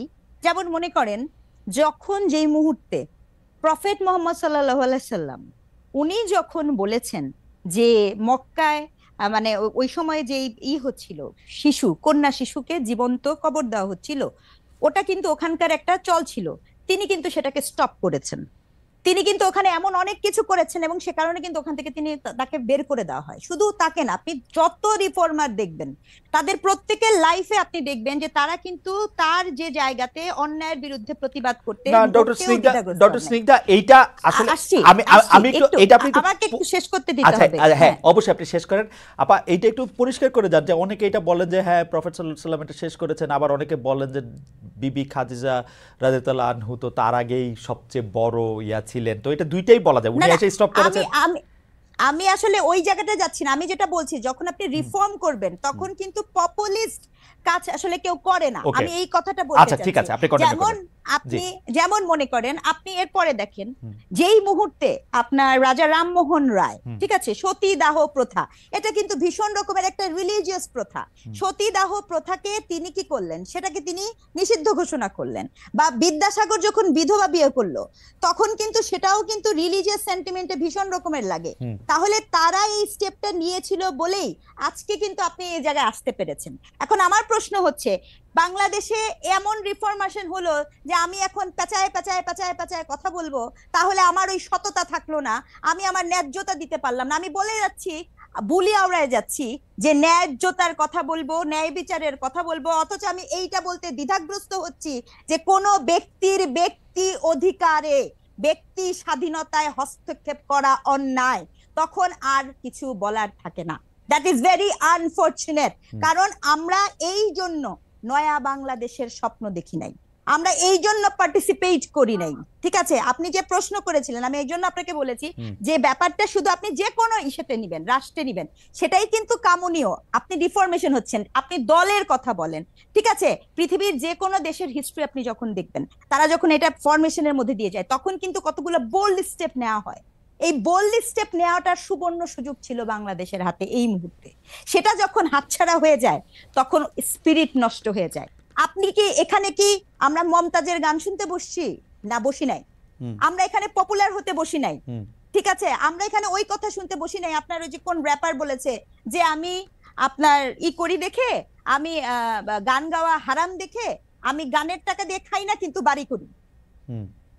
এই আলাপ, এই অযৌক্তিক আলাপের মধ্যে কিন্তু আমরা শুনতে আগ্রহী না। আমরা একটা যৌক্তিক, একটা ন্যায্যতা, অন্যায়ের বিপক্ষে গল্প করা, কথা বলা, এরকম সৎ সাহসিকতা দেখতে চেয়েছি। আপনি আমাকে এটা একটু বুঝায় বলেন, আমি এটা একটু বুঝতেই চাই। যে প্রশ্নটা আপনি আমাকে করেছিলেন সে প্রশ্নের উত্তরে আমি একটা কথা বলতে চাই। যে আপনি যে বললেন, খালেদ ভাই আপনি আপনার প্রশ্নটা আরেকবার করেন। আচ্ছা, আমি আপনাকে বলতে চাইছিলাম যে এইটা যে সরকারের বা রাজনৈতিক দলগুলির মধ্যে আপনি আসলে এই যে মোরাল পুলিশিং বলেন, ব্যক্তির অধিকার ক্ষুণ্ণ করার কথা যেটা আপনি বললেন, বা দুর্বলের প্রতি আক্রমণের কথা বলেন, শুধু নারীর প্রতি না, যে কোনোভাবে যে যখন সংখ্যালঘু, সে যদি এখন আদিবাসী হয়, সে যদি এখন গরিব মানুষ হয়, সে যদি এখন পাহাড়ি হয়, মানে সে যেরকমই হোক, মানে তার নারী হইতে হবে না, সে দুর্বল হইলেই যে তার প্রতি আক্রমণ। এখানে একটা কথা বলি, এই যে টার্মটা আছে না, কোড অ্যান্ড কোড সংখ্যালঘু, এটাও না খুব মজার। কেন জানেন? বাংলাদেশে 51% নারী, তারপরও নারীর অধিকার বিবেচনায়, নারীর জীবন বিবেচনায় সে তো মাইনরিটি হয়ে আসে। তার মানে কি সংখ্যালঘুত্ব আসলে কি জিনিস? সংখ্যালঘুত্ব হচ্ছে তার অধিকার, তার স্বাধীনতা, তার চলাফেরার জন্য আপনি যেই সিস্টেমেটিক আপনি একটা বৈষম্য করে রেখেছেন সেটার কথা বলা হচ্ছে, তাই না? রাজনৈতিক দলগুলো আমি এখানে কোনো একক রাজনৈতিক দলগুলো বলবো না। শোনেন, গত 53 বছর ধরে হয়েছে কি, আওয়ামী লীগের কে ধরছিল হচ্ছে জামাত শিবির ভাইরাস, যা কিছু দেখতো তারা বলতো শিবির শিবির, জামাত জামাত। এখন এদের কি হয়েছে? এদেরকে আওয়ামী ভাইরাস ধরছে। কোনো কিছু হলেই আপনি বলেন এটা আওয়ামী লীগ করছে। আমরা জানি না এটা, আমরা কি এটা জানি না? আমরা তো বাংলাদেশের 15 বছরের এই গল্পটা জানি না।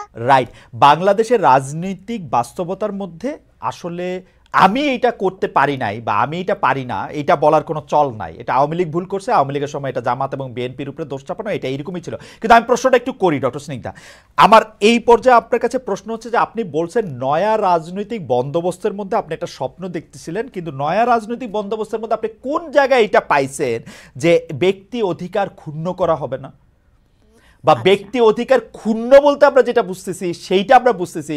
আমি তো সামান্তার কথা স্পষ্ট বুঝতে পারতেছি যে সামান্তা কি বলতে চাইতেছে, এনসিপি কে আমার বোঝা হইতেছে, কিন্তু এর মধ্যে দিয়া ওরা বলতে চাইতেছে এগুলো আমরা অ্যাড্রেস করবো না। আপনি এগুলো অ্যাড্রেস করলে, আমি যদি এগুলো অ্যাড্রেস করি, সামান্তা একটা প্রশ্নের ঠিক মানে সোজা জবাব দিচ্ছে না, সামান্তা এটাকে ঘুরায়া পেঁচায়া জবাব দিতেছে। কারণ হচ্ছে যে সে জানে তাকে পলিটিক্স করতে হবে, সে আমি যাকেই জিজ্ঞেস করি সে এরকম করেই বলবে, কারণ এটার মধ্যে তার ব্যক্তি অধিকারে ঘোষণা কইরা যে রাজনৈতিক বন্দোবস্তের জায়গা, সেটার জন্য আমরা তৈরি কিনা সেই প্রশ্ন আগে, ওরা তৈরি কিনা সেই প্রশ্ন করার আগে। আপনার সেরকম মনে হয় না যে কেন কেন ব্যক্তি অধিকারের প্রসঙ্গটা আপনি কোথায় পাইলেন? কোথায় ওরা বলছে যে ব্যক্তি অধিকার নিশ্চিত করবে সবার? বলেন না। আমি কিন্তু এখানে কোন নাগরিক পার্টিকে, এনসিপি কে প্রশ্নটা করিনি। আমি বলেছি যে স্পিরিট থেকে আমরা এই যে একটা অভ্যুত্থান, বাংলাদেশে তো একটা অভ্যুত্থান হয়েছে, গণ অভ্যুত্থান হয়েছে, সেই অভ্যুত্থানের একটা স্পিরিটের কথা আমি বলছি। যে অভ্যুত্থান আমাকে স্বপ্ন দেখাইছিল, তখন কিন্তু কেউ বলে আমাদের রাস্তায় বলছিল না যে তোমার ওড়না ঠিক আছে কিনা। ওড়না ছাড়া মেয়েটা যখন বুকটা পেতে দিয়ে তার একটা অপরিচিত পুরুষকে যখন বাঁচাইছিল প্রিজন ভ্যানের সামনে থেকে, তখন কিন্তু কেউ প্রশ্ন করে নাই মাহারাম আছে কি নাই। আজকে এনসিপি এর চেয়ে দুঃখজনক কিচ্ছু হতে পারে না। সে বলতে পারে না যে আজ এই যে ফ্লিপকার্টটা ঘুরছে, এবং দুঃখজনক সেই ফ্লিপকার্টের ভিতরে এটা ঘুরছে যে আপনার ওটা স্পষ্ট বক্তব্য না, ওটা হচ্ছে স্পষ্ট বক্তব্য শুনলে আপনি আরো বচকে যাবেন, সেখানে আরো ভরকে যাবেন। ওখানে বলেছে যে আপনি মানে স্পষ্ট বক্তব্য, উনি ওই লোক বলছেন যে যদি কোনো নারী মাহরাম ছাড়া ঘুরে তার জন্য তো না, কিন্তু ওই বক্তব্য তো এনসিপি এন্ডোর্স করে নাই। না, এন্ডোর্স করে নাই, কিন্তু তার বিপক্ষে কথা বললো না কেন? সবকিছুর বিপক্ষে কেমনে কথা বলবে? 500টা ইস্যু আছে, 500টা ইস্যু রেখেছে কথা বলবে। একটা সেকেন্ড, সবকিছু না। আরে আমার কথা হচ্ছে, আমি আবারও বলছি, এটা অনেক স্বপ্নের, অনেক আশা কিন্তু এদের কাছে।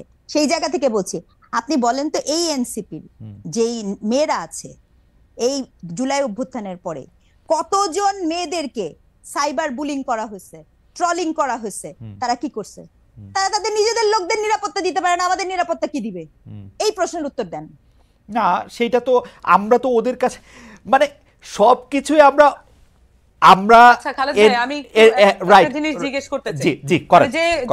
যে আপনি উত্তর দিতে পারেন, স্নিগ্ধাও উত্তর দিতে পারে, আমার কোনো সমস্যা নেই। প্রশ্নটা হচ্ছে ব্যক্তির স্বাধীনতার মাত্রা কতটুকু, কি এটার ব্যক্তির স্বাধীনতার কোনো মাত্রা নাই সামান্তা, আমার উত্তর আমি দিলাম, ব্যক্তির স্বাধীনতার কোনো মাত্রা নাই। ব্যক্তি স্বাধীনতা দিয়ে বুঝবে একটা ক্রাইম করা পর্যন্ত আপনার জন্য সিআরপিসি আছে, পেনাল কোড আছে, এর বাইরে যদি সে কোনো কিছু করে সেটা আইনভাবে ব্যবস্থা নেবে। একটা ব্যক্তির স্বাধীনতা কত সালের পেনাল কোড আপনি নতুন করে করেন, আপনারা ক্ষমতায় আসেন নতুন করে করেন, যেটা এক্সিস্টিং আছে সেটার কথাই। এখনকার পেনাল কোড কত সালের? এখনকার পেনাল কোড কত সালের মানে কি? পেনাল কোড তো পেনাল কোড, পেনাল কোডের তো প্রতিদিন কত সালের পেনাল কোডের মধ্যে অনেক চেঞ্জ আছে। এটা 1858 সালে এই যে শেখানো পড়ানো বুলির পাশাপাশি এইটাও শোনেন, 1858 সালে যে পেনাল কোড আছে, বাংলাদেশে প্রতিদিন নতুন নতুন করে যে আইন এনাক্টেড হয়েছে গত 54 বছরে, তার মধ্যে ওই পেনাল কোডের আইনগুলি চেঞ্জ হয়েছে। গড়ে বইটা 1858 সালের, কিন্তু বাংলাদেশের হওয়ার পরে যত আইন হ্যাঁ সবগুলি চেঞ্জ হয়েছে। হ্যাঁ তো যাই হোক, সেইটা এইটা এখন যে জায়গায় দাঁড়ায় থাকে। আপনি যে উত্তরটা দিচ্ছেন এটা কি মানে যে ব্যক্তি স্বাধীনতার যে সংজ্ঞাটা আপনি দিচ্ছেন, স্নিগ্ধাপা একটু সাইলেন্ট আছেন, অসুবিধা নাই, কিন্তু এই যে ব্যক্তি স্বাধীনতার যে ফরম্যাটটা বলছেন এটা কি যথেষ্ট ক্লিয়ার কাট হয়েছে কিনা? আপনার কাছে কি মনে হয়? আপনার কাছে কি মনে হয়? আমি বলছি ব্যক্তি স্বাধীনতার ক্ষেত্রে আমি উত্তর পাইনি। আপনি আমাকে আবার জিজ্ঞেস করেন প্রশ্নটা, এটা আমি আগে উত্তর দেই। ব্যক্তি স্বাধীনতার প্যারামিটার মানে এই আপনি মাত্র আমারে জিজ্ঞেস করছেন, আমি স্পষ্ট বলছি ব্যক্তি স্বাধীনতার কোনো সীমাবদ্ধতা নাই। ব্যক্তির স্বাধীনতার সীমা হচ্ছে ব্যক্তি স্বাধীনতার সীমা হচ্ছে একটা ক্রাইম করা পর্যন্ত। যেমন ধরেন আমার ব্যক্তি স্বাধীনতা হচ্ছে, আমি বুঝি নাই কায়েম করা মানে বুঝি নাই, আমাদের খাতা কলমে যেটাকে ক্রাইম হিসেবে গণ্য করা আছে। যেমন ধরেন আমার ব্যক্তি স্বাধীনতা নাই আপনাকে একটা টোকা দেওয়ার জন্য, এই টোকাটা একটা ক্রাইম, আমার এটা ব্যক্তি স্বাধীনতার মধ্যে পড়ে না। আমি আপনাকে এটা টোকা দিতে পারবো না, কিন্তু আমি আমাকে টোকা দিলেন, আমি মনে করলাম এটা একটা ক্রাইম, তাহলে আমি কি করব? না মনে করলেন না, আমি টোকা দিতে পারবো না, টোকা দেয়াই ক্রাইম। আমি মনে করলাম যে এটা একটা ক্রাইম, সেইটাই তো আমি তো বললাম যে টোকা দেয়া তো আসলেই ক্রাইম, আমি আপনাকে টোকা দিতে পারবো না, কিন্তু আমি নিজে নিজে রাস্তায় দ্বারা খাইতে পারবো, এটা আমার ব্যক্তি স্বাধীনতা। রমজান মাস হলো, এটা তো তাহলে তো ক্লিয়ার হয়ে গেল। মানে এই বিষয়গুলো দেখুন, আপনি আর আমি যখন আলাপ করতেছি তখন কিন্তু একটা আলাপের মধ্য দিয়ে এটা একটা মধ্যস্থতা হয়ে যাচ্ছে। কোনো মধ্যস্থতা হয় নাই, আপনি কিন্তু আমার কথা বুঝতেছেন না সামান্তা, আমার কথা বুঝতেছেন না। আমার কথা আপনি বুঝতেছেন না, আমি আরেকটু ভালো করে বলি। যেমন আপনার সাথে আমি যখন আলাপ করতেছি, যখন আমরা 3 জন মিলে আলাপ করব, আমরা যখন 10 জন মিলে আলাপ করব, কোনো না কোনো বিষয় এটা মধ্যস্থতা এবং একটা কমন গ্রাউন্ডে আসতে স্বাভাবিক। কিন্তু যখন একজন লোক হাতে একটা বেত নিয়ে একজন লোককে কান ধরে উঠবস করায় তার পাওয়ার শো করে, এটার কোনো সমতা নাই, এটার কোনো আর্গুমেন্ট নেই, এটা কোনো আলোচনা না। এটা হচ্ছে একজন লোক তার পাওয়ার শো করে আরেকজন লোককে ডমিনেট করতেছে, এটা হচ্ছে এই জিনিস। তার মানে এটা পরিষ্কারভাবে এটা অন্যায়, এটা করা ঠিক হয় নাই। এবং এইটার ব্যাপারে আমি জানতে চাইছিলাম এটার ব্যাপারে এনসিপির কি অবস্থা? না এটা এনসিপির অবস্থান তো আমি বললাম, এর চেয়ে ক্লিয়ার আর কোনো মানে আপনারা দুইজনই আমাকে বেশ একটা ট্রায়ালের মধ্যে নিলেন যে আমি কোনোভাবেই এটা ক্লিয়ার অ্যানসার দিচ্ছি না। How can I be clear more than this? যে আমি বারবার বলতেছি যে এইখানে একটা লোক বারবার তাকে ডমিনেট করার চেষ্টা করতেছে, ক্লিয়ার ডমিনেশন, যেটা কোনোভাবে সমতা নাই। এখন ধরেন আমরা যখন আমাদেরকে এখানে বলা হয় যে আমরা ফাইট করছি ইয়ার সাথে, মানে আওয়ামী লীগের সাথে, এটা একটা অসম লড়াই ছিল, আমাদের ছেলেপেলের হাতে ছিল লাঠি আর ওখানে ছিল বন্দুক আর উপর থেকে এয়ার স্ট্রাইক, তাহলে এটা কিভাবে সমতার ভিত্তিতে? এটা তো লড়াইও না, এটা হচ্ছে পুরো খুন করার জন্য একেবারে আক্রমণ। এইটাও একই রকম একটা জিনিস, একটা লোক সে একটা পরিষ্কার সুন্দর জামা কাপড় পরা, পাঞ্জাবি পরা, এবং সে হচ্ছে লাঠি দিয়ে একজনকে বলতেছে, তার যে সামাজিক হায়ার অবস্থান সেটা সে মিসইউজ করে আরেকটা সামাজিক ভাবে লোয়ার অবস্থানে একটা খেটে খাওয়া মানুষকে, তার জীবনের গল্প তো কেউ জানে না। এবং সেই প্রেক্ষিতে আমি জানতে চাইছিলাম যে এনসিপি রেস্টুরেন্ট খোলা রাখা, বন্ধ রাখা, কেউ এই ধরনের কাজ করানোর জন্য এটা সাপোর্ট করে কিনা? দুইটা সেপারেট জিনিস। হ্যাঁ খালেদ ভাই, এটা দুইটা সেপারেট জিনিস। আমরা যদি এই জিনিসগুলোকে আলাদা করতে না পারি তাহলে আমরা আচ্ছা বলেন তো, একটু বুঝান। মানে এটা আলাদা জিনিস। আমি বলি, একটা জিনিস হচ্ছে যে আমি যখন বললাম যে আমি ঘটনাটা যখন বললাম যে এখানে একটা মানুষ ডমিনেট করতেছে আরেকটা লোককে এবং তাকে শারীরিকভাবে আহত করছে, এইটা একটা বিষয়, এটা আলাদা। এবং সেই সাথে আপনি বলতেছেন তাহলে কি এনসিপি পুরো একদম রমজান মাসে কি করা মনে করে? এনসিপি কি ধর্মভিত্তিক রাজনীতি দল? এনসিপি কি মনে করে যে এই আলেমদেরকে একদম প্রত্যেকটা ধর্মের প্রত্যেকটা বিষয়ে তারা ফতোয়া দিবে? আমরা কি বলছি যে আমাদের যে আত্মপ্রকাশ, রমজানের দোকান খোলা থাকবে কি থাকবে না? রমজানের দোকান খোলা থাকবে কি থাকবে না? এখন আমি না আমি বলি এটা কিভাবে নিশ্চিত করতে হবে? আপনারা বলবেন যে এটা আপনাদের উইশ। আমি যার বলি, থাকবেন না আপনার না কি আমি ইচ্ছা আমি আমি আমার উইশ বলতেছি, আপনি কি আমাকে বলতে দিবেন? আপনি খালেদ ভাই, বলতেছেন তো Can I বলেন say? বলেন বলেন আমি জি। বলতেছি তো, এখানে ক্লিয়ারলি এখানে ইসলামের মধ্যে এবং নানান ধর্মের মধ্যে অনেক ধরনের ফ্যাকশন আছে, অনেক ধরনের বিষয় আছে, প্রত্যেকের রিপ্রেজেন্টেশন নিশ্চিত হয়, এমন করে বোর্ড গঠন করে দিক, এমন ভাবে বোর্ড গঠন করে দিক যেখানে এই যে তাত্ত্বিক আলাপটা, এই তাত্ত্বিক আলাপটা হোক। সেটার জন্য তো আমরা ওয়েল ইকুইপ না। আমাদেরকে যদি ফ্যাসিলিটেট করতে বলে, আমাদেরকে যদি জনতা সেই দায়িত্ব দেয়, আমরা সেটা করব। সকল পক্ষ থেকে আমরা আলেমদেরকে নিয়ে আসবো, এক বোর্ডে বসেন, আপনারা সিদ্ধান্ত নেন এটা কি হবে। কিন্তু যে কোনো একটা পার্টি এটা হ্যাঁ না বা এটা বলে দিল, আর সেটাই হচ্ছে ওই বাংলাদেশের রুলস হয়ে যাবে। ধরেন জামাত বলছে যে এটা করা, আমি ধরেন বলতেছি জামাত বলছে এটা করা উচিত না, আমরা বলতেছি এটা করা উচিত, তাহলে বাংলাদেশের জনগণ কি করবে? কার কথা শুনবে? যে যে পার্টি করে সেই পার্টির কথা শুনবে। তাহলে বিভাজন আরো স্পষ্ট করি আমরা। আপনারা এটা বোর্ড করে দেওয়ার পক্ষে যারাই আলোচনা করবে এবং সেটার মধ্যে আলেমরা থাকবে।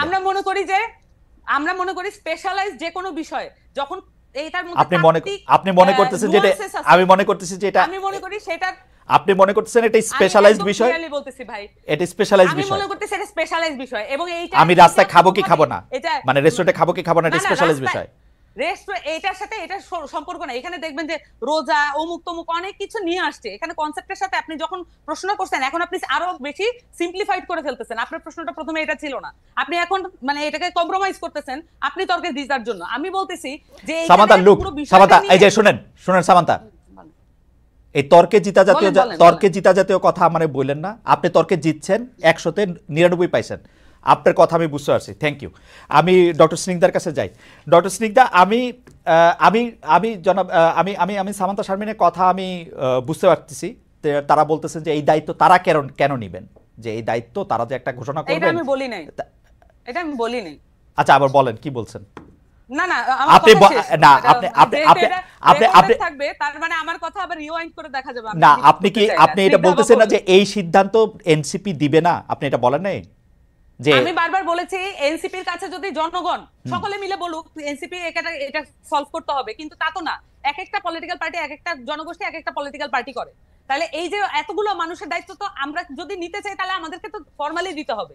তাহলে আমরা সকলকে মিলে এটা একটা বোর্ড গঠন করে আমরা এই সমাধানগুলো দিয়ে দিই। কিন্তু আমাদের রাষ্ট্রীয় কাঠামো আছে, আমাদের ইসলামিক ফাউন্ডেশন নাই। এই সমস্যাগুলো সমাধান করা কি ইসলামিক ফাউন্ডেশনের দায়িত্বের মধ্যে পড়ে না? তাহলে আমরা যে ট্যাক্সের টাকা দিয়ে এই প্রতিষ্ঠানগুলো চালাই, তাহলে আমরা কেন ট্যাক্সের টাকাটা নষ্ট করি? ওকে, আমি আর কিছু বলতে চাই না, আমি মোটামুটি এটা রিওয়াইন্ড করে দেখা যাবে। আচ্ছা, প্রথম কথা হলো যে ইসলামিক ফাউন্ডেশনের প্রসঙ্গটা যখন আসছে, ইসলামিক ফাউন্ডেশনের কথাতে আমরা জানি যে ইসলামিক ফাউন্ডেশন এইসব ক্ষেত্রে আসলে ওই মানে স্পষ্ট অবস্থান নেয় না। আমরা একটু ডক্টর রিজনের কাছে আসতে চাই যে এটা নিয়ে আসলে অন্য একটা বিষয়ে আপনার একটু দৃষ্টি আকর্ষণ করতে চাই যে যৌন হয়রানি রোধে শিক্ষা প্রতিষ্ঠান ও কর্মস্থলে সেল গঠনের নির্দেশনা ছিল উচ্চ আদালতের। এই নিয়ে আপনি গত বছর ডয়েচে ভেলেকে বলেছিলেন যে আমাদের বিশ্ববিদ্যালয়ে কমিটি থাকলেও তার ঠিকমতো কাজ করে না, কমিটির সদস্যরাই বিষয়টি ঠিকমতো বোঝেন না। এখন পরিস্থিতির কোনো উন্নতি হয়েছে কিনা? আচ্ছা, না এটা শুধু আমি আমাদের বলি না, আমি মানে স্পষ্ট করি, যৌন নিপীড়ন বিরোধী সেলটি আপনার হাইকোর্টের রায় হয়ে আছে, সেটি কিন্তু সকল প্রতিষ্ঠান, সরকারি শুধু শিক্ষা প্রতিষ্ঠান না, সব জায়গায় থাকার কথা। দুঃখজনক হলো এটা 2009-এর রায়, কিন্তু এখন পর্যন্ত এটা আছে নাই। কারণ কি, যৌন নিপীড়ন কাকে বলে, যৌন হেনস্থা কাকে বলে, সেই আইডিয়াই তো পরিষ্কার নাই।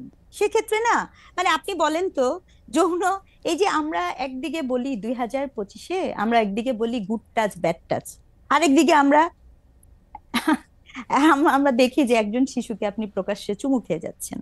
হ্যাঁ, এই যে আলাপ, হ্যাঁ, অথবা আমরা এটা কেন ভাবি না যে নারী বা পুরুষ যে কেউ হোক তাকে টাচ করার ব্যাপারে কিন্তু সম্মতি প্রয়োজন, মানে ফরগেট অ্যাবাউট জেন্ডার। না ডক্টর সিনহা, এইটা কি আপনি একটা ওয়েস্টার্ন সানগ্লাস দিয়ে দেখে কি এটা বলতেছেন? এক এক দেশের বাস্তবতা বা এটা তো এক এক রকম। না না না না না, এখানে অফকোর্স আপনি কালচারাল রিলেটিভিজম বলেছেন, তো এখানে কোনো ওয়েস্টার্ন সানগ্লাসের গল্প না। আপনি আমাকে ওয়েস্টার্ন বা ইস্টার্ন তো আরো বেশি, ফরগেট অ্যাবাউট ওয়েস্টার্ন। ইস্টার্নে আপনি খেয়াল করে দেখেন তো কবে কখন এরকম আছে যে আপনি কাউকে দেখলেই তাকে ছুঁয়ে ফেলতে পারবেন? ছোট বাচ্চাদের তো আমরা কোলে নেই, ছোট বাচ্চাদের তো আমরা কোলে নেই রাস্তায়। আচ্ছা, এখানে আমি আপনাকে একটা কথা বলেছি, কোনো কিছু যদি কালচারের মধ্যে আমি একদম নির্লিপ্তভাবে একজন নির্বিজ্ঞান হিসেবে বলি, কোনো কিছু যদি আপনার কালচারে থেকে থাকে এবং সেটি যদি আপনার এই ধরনের মানে অন্যায়ের দিকে ধাবিত হয়, সম্ভাবনা তৈরি করে ক্ষতিগ্রস্তের, তাহলে সেটি আপনার কালচারে থাকলেই সেটি জায়েজ। গল্পটা তো তা না খালেদ ভাই। যেমন আপনাকে আমি একটা স্পষ্ট করি, আপনি কি জানেন না কত শত এক্সাম্পল দেয়া সম্ভব? আপনার গবেষণা কি বলছে যে এই যে শিশুরা, একজন শিশু তার পরিবারেই নিরাপদ হচ্ছে না, এই শিশুর কিন্তু প্রথম শত্রুটা, এটা কিন্তু একটা খুব সিরিয়াস ডিসকাশন। বাংলাদেশের গবেষণা অনুযায়ী আপনি দেখবেন যে প্রথমত ভিকটিম হয় হচ্ছে শিশুর পরিবার, দ্বিতীয়ত হচ্ছে নিকট আত্মীয়, তৃতীয়ত হচ্ছে স্থানীয় লোকজন, এবং চতুর্থত হচ্ছে এরকম অপরিচিত লোকজন, খুব কম। তাহলে এই যে শিশুর পরিবারের থেকে এই ঘটনাগুলো যে ঘটছে, কেন ঘটছে? তার কারণ আপনি যে কালচারাল প্র্যাকটিস, আমরা যখন কাজ করি, গবেষণা কাজ করি, বিশ্বাস করেন ম্যাক্সিমাম ক্ষেত্রে দেখা যায় যে আদর করতে বলে তাকে যৌন হেনস্থার শিকার করা হয়। এটা তো একটা গবেষণার ফলাফল, এখানে কোনো ইস্টার্ন ওয়েস্টার্নের ব্যাপার তো নাই। এক, দুই, আপনাকে আরেকটা কথা বলি, এই যে আলাপটা আপনি হাইকোর্টের কথা বলছেন, আপনি দেখেন, আমার বলতে কোনো দ্বিধা নাই, এই যে এখন সবাই এই যে ঘটনাটা ঘটেছে, এটা তো খুনের শাস্তি, ফাঁসি হবে। এটা কিন্তু আমি আবার রিপিট করেছি, অ্যাটেম্পট টু মার্ডার, খুনের শাস্তি, এটা ফাঁসি হবে। কিন্তু আমরা কি এই আইনটা কখনো করতে পেরেছি যে ধর্ষকের বা এই ধরনের ইস্যুতে এটা জামিনযোগ্য অপরাধ হবে না? ধর্ষণের ক্ষেত্রে এটা আপনি জামিনযোগ্য অপরাধ হিসেবে গণ্য হবে না। শুধু এতটুকু করেন, দেখবেন মানে অনেক কিছু মুশকিলে আসান হয়ে যাবে। কিন্তু ওদিকে আপনি হাঁটেন না কেন? এটার জন্য তো আপনাকে একাডেমিক স্কলার আছে, গবেষণা করে, তাদেরকে বসান, আলাপ করেন, দেখেন সিচুয়েশনটা কি হয়, তারপরে না আমরা এদিকে যাব।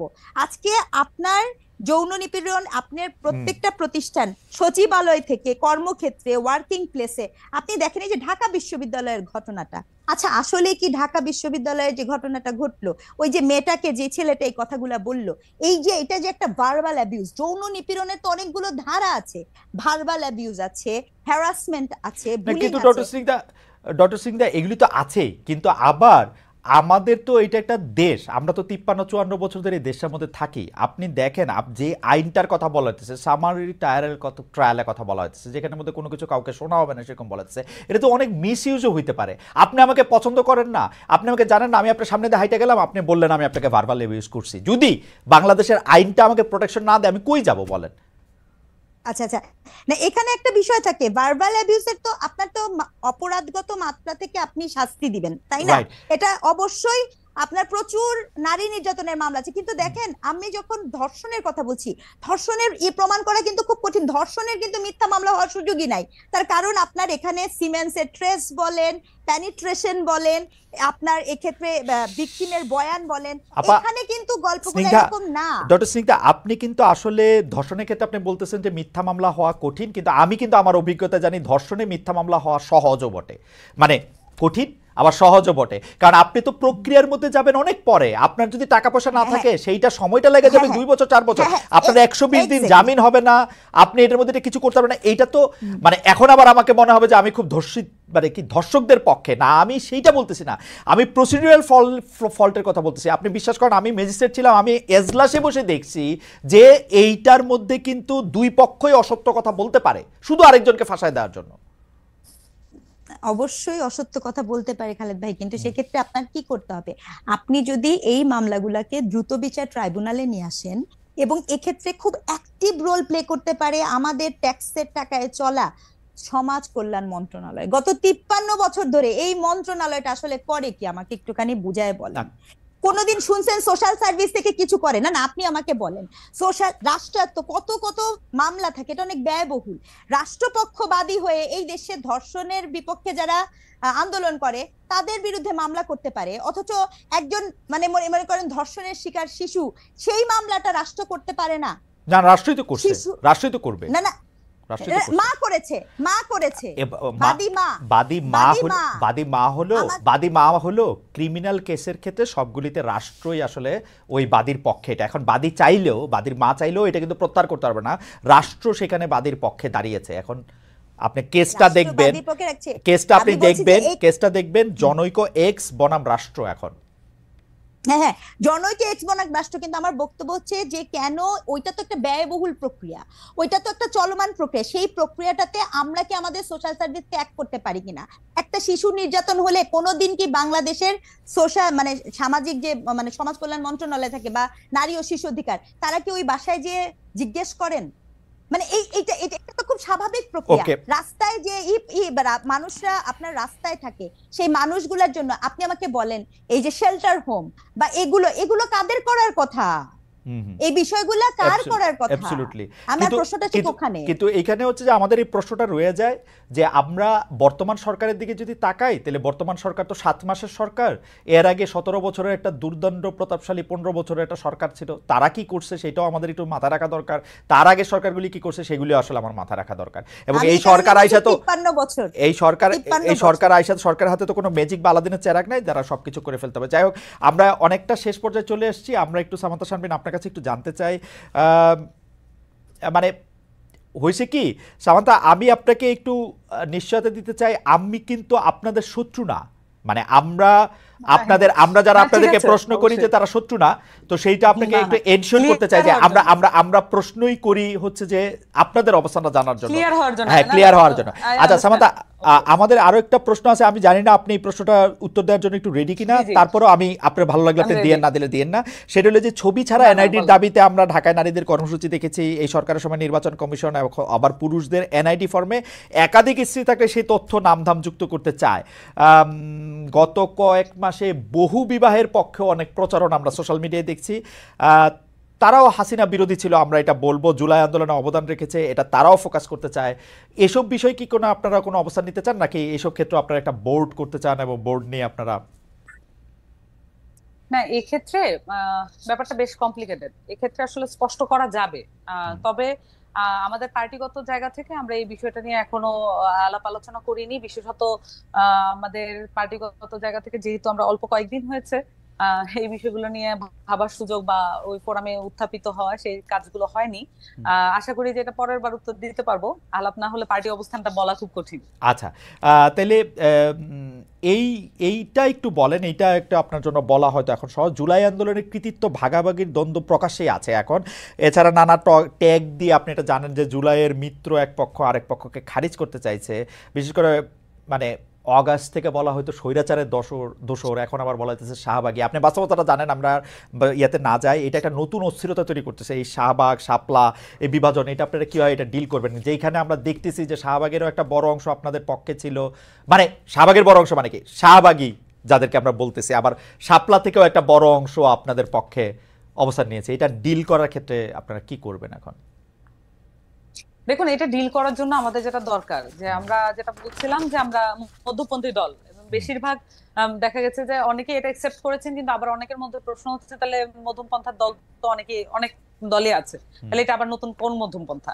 তো আমরা যেটা করতে চাই, যেটা আমাদের ইচ্ছা এবং যেটা হচ্ছে আমাদের পার্টিগতভাবে আমরা মনে করি যে বাংলাদেশের জন্য ভালো হবে, সেটা হচ্ছে যে একটা মধ্যমপন্থা হতে পারে যে আপনি কোনো ধরনের আর্গুমেন্টে গেলেন না, কোনো ধরনের বিষয়কে আপনি একনলেজ করলেন না। এবং আমি যেটা বললাম যে বিভিন্ন সময় আমি বলেছি কমিশন গঠন এবং ফর্মালাইজ করা, যে কোনো আর্গুমেন্টকে ফর্মালাইজ ওয়েতে ডিল করা, এবং যাতে করে রেসপন্সিবিলিটি থাকে ওইসব আর্গুমেন্টের প্রতি।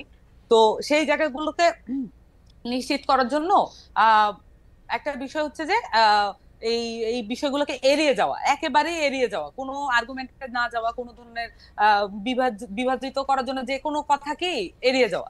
আরেকটা মধ্যমপন্থা হতে পারে যে আপনি এই আর্গুমেন্ট গুলোতে ঢুকবেন এবং আপনি এটার মধ্যে রেসপন্সিবল অ্যাটিটিউড করবেন, সেই সাথে যা যা করা দরকার আপনি সকল পক্ষকে একসাথে আনার জন্য মিডল গ্রাউন্ড হিসেবে ওয়ার্ক করবেন। এখন আমাদের পার্টিগত জায়গা থেকে আমরা মনে করি second option is better for Bangladesh.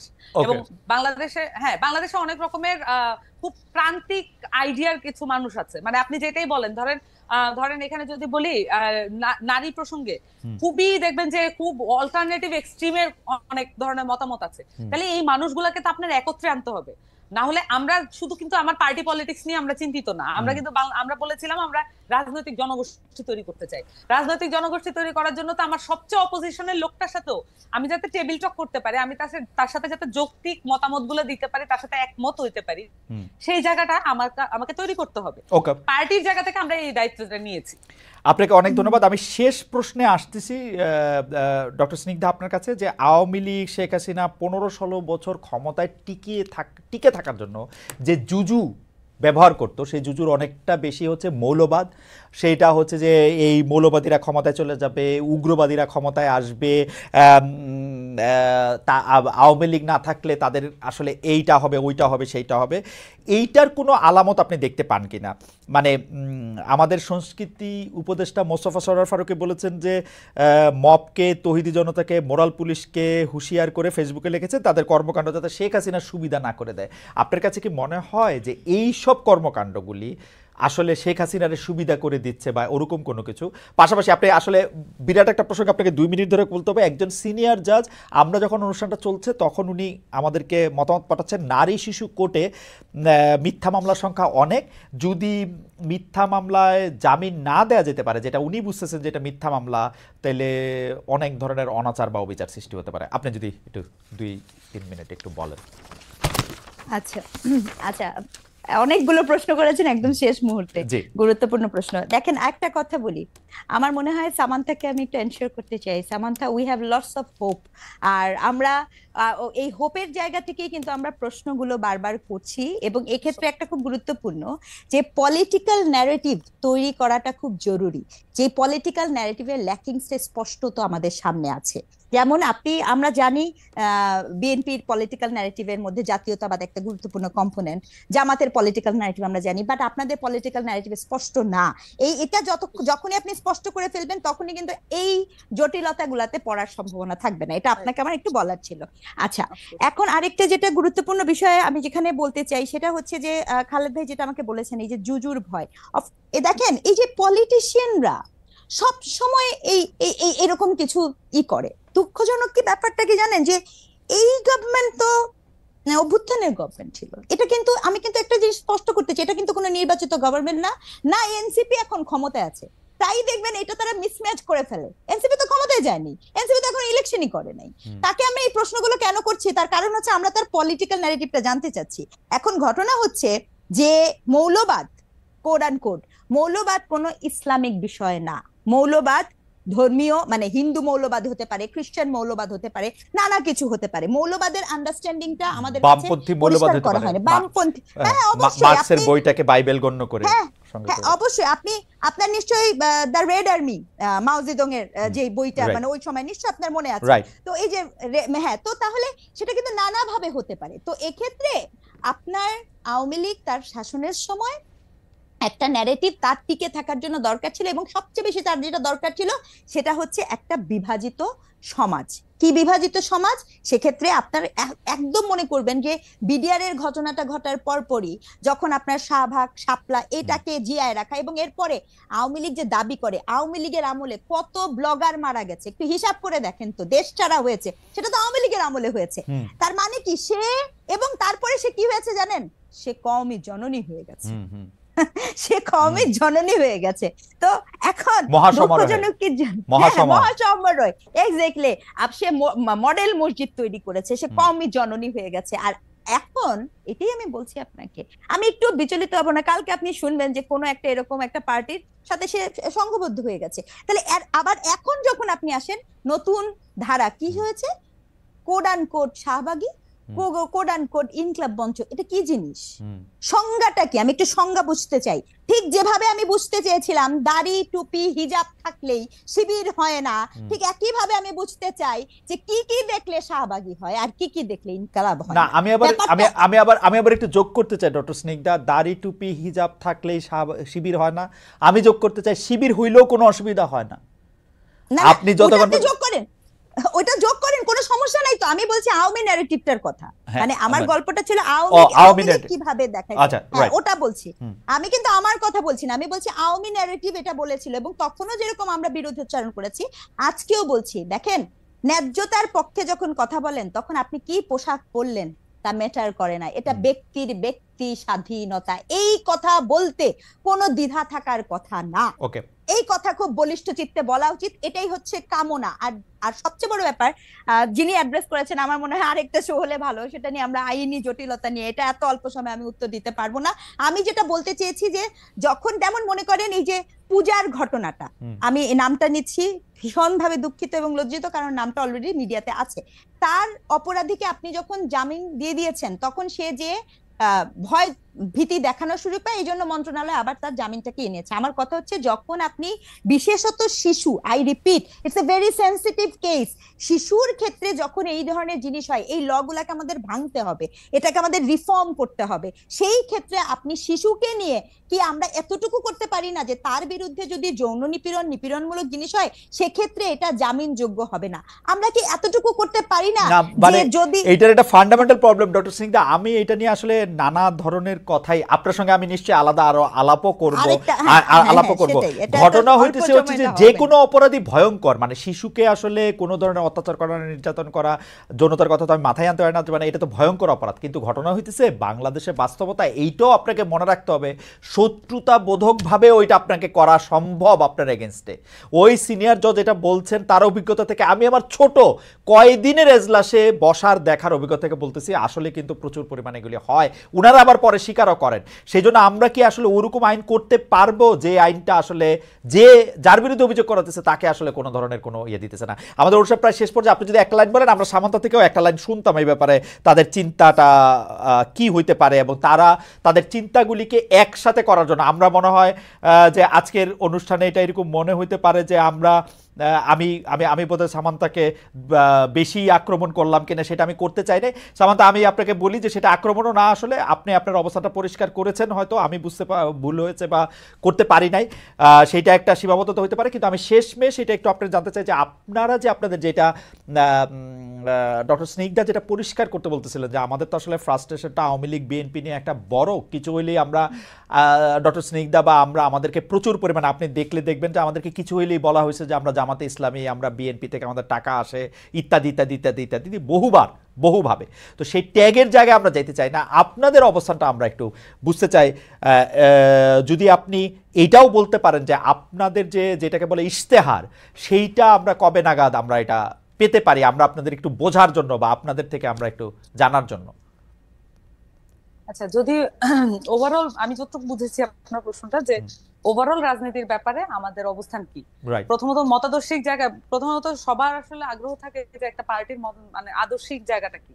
আমরা যেটা বলছি যে আদর্শিক জায়গা দিয়ে এখানে রাজনীতি করা হয়েছে, এখানে ধরেন ধর্মভিত্তিক রাজনীতি করার পার্টিগুলো আছে, সেই সাথে আদর্শ ভিত্তিক যদি বলি যে মুক্তিযুদ্ধের আকাঙ্ক্ষাকে একরকমের আদর্শের নাম দিয়ে, যেটা মুজিববাদ নাম দিয়ে যে এই ধরনের আদর্শ প্রচার করে, সেটারও একটা পার্টি ছিল। এখন আবার দেখবেন যে বিএনপিরও এক ধরনের আদর্শ ভিত্তিক রাজনীতি আছে, যেমন হচ্ছে জাতীয়তাবাদকে তারা এক ধরনের আদর্শ এবং স্টেট মেকানিজমের পলিসি হিসেবে দেখেন, যেটা আসলে প্রশ্নবিদ্ধ, যে ন্যাশনালিজম আসলে আমাদেরকে কত মাত্রায় উপকার করবে আর নাকি অপকার করবে। তো এই জায়গাগুলো আসলে এখন আমরা এমন একটা জায়গায়, মানে ওয়ার্ল্ড ওয়াইড আমরা পলিটিক্সের এমন একটা জায়গায় দাঁড়িয়েছি যে আদর্শিক রাজনীতি আমাদেরকে এখন আর আমাদের যে রাইটস নিশ্চিত করতে পারে না। তাহলে আমাদের অধিকার এবং আমাদের রাইটস নিশ্চিত করার জন্য আমাদের প্রয়োজন হচ্ছে রাইটস ভিত্তিক পলিটিক্স এবং ম্যানিফেস্টো ভিত্তিক পলিটিক্স এবং সার্ভিস ভিত্তিক পলিটিক্স। তাহলে এই ধরনের বিষয়ে কিন্তু অনেক মানুষ, মতাদর্শ যাই হোক না কেন, অনেক মানুষ এখানে একমত হতে পারবেন। এবং যদি আমরা বলি, যেমন ধরুন ধর্মের অনেক বিষয় হয়তো অনেকে একমত হতে পারবেন না, কিন্তু আমরা যদি বলি যে সকল ধর্মের যেই জায়গাগুলো আছে সেই জায়গাগুলো আমরা নিরাপদ করতে চাই, সেই বিষয়ে কিন্তু এটা কিন্তু একটা খুবই এক্সিকিউটিভ একটা বিষয়। তাহলে এই বিষয়গুলোতে কিন্তু দ্বিমত করার কোনো সুযোগ নেই। তাহলে আমরা সহজেই ঐক্যমত্যে পৌঁছাতে পারবো। বেসিক্যালি এনসিপি তার এই মধ্যপন্থার যে জায়গাটা তারা নিশ্চিত করবে, সকল মতাদর্শের মানুষের সাথে আলাপ করে কিভাবে আমরা এক্সিকিউটিভ জায়গায়। আমার শুধু একটাই খটকা, মানে সামান্তা যাইতে ওই খটকাটা, আমার শুধু একটাই খটকা, মানে ধরেন আমরা কিন্তু ছোট্ট একটা বিষয়েও কিন্তু আমরা একমত হয়ে সেইটাকে করতে পারবো এরকম না, আমরা আমাদের মতামত দেব, কিন্তু আমি যতক্ষণ পর্যন্ত কাউকে আক্রমণ না করতেছি, ফিজিক্যাল অ্যাসল্ট না করতেছি, ভার্বাল অ্যাবিউজ না করতেছি, সেই পর্যন্ত আমার ব্যক্তি স্বাধীনতা প্রশ্নে আমার কোনো দ্বিধা কেন থাকবে যে সকলের ব্যক্তি স্বাধীনতা আমি প্রোটেক্ট করব? এইটা আমাকে মিছিল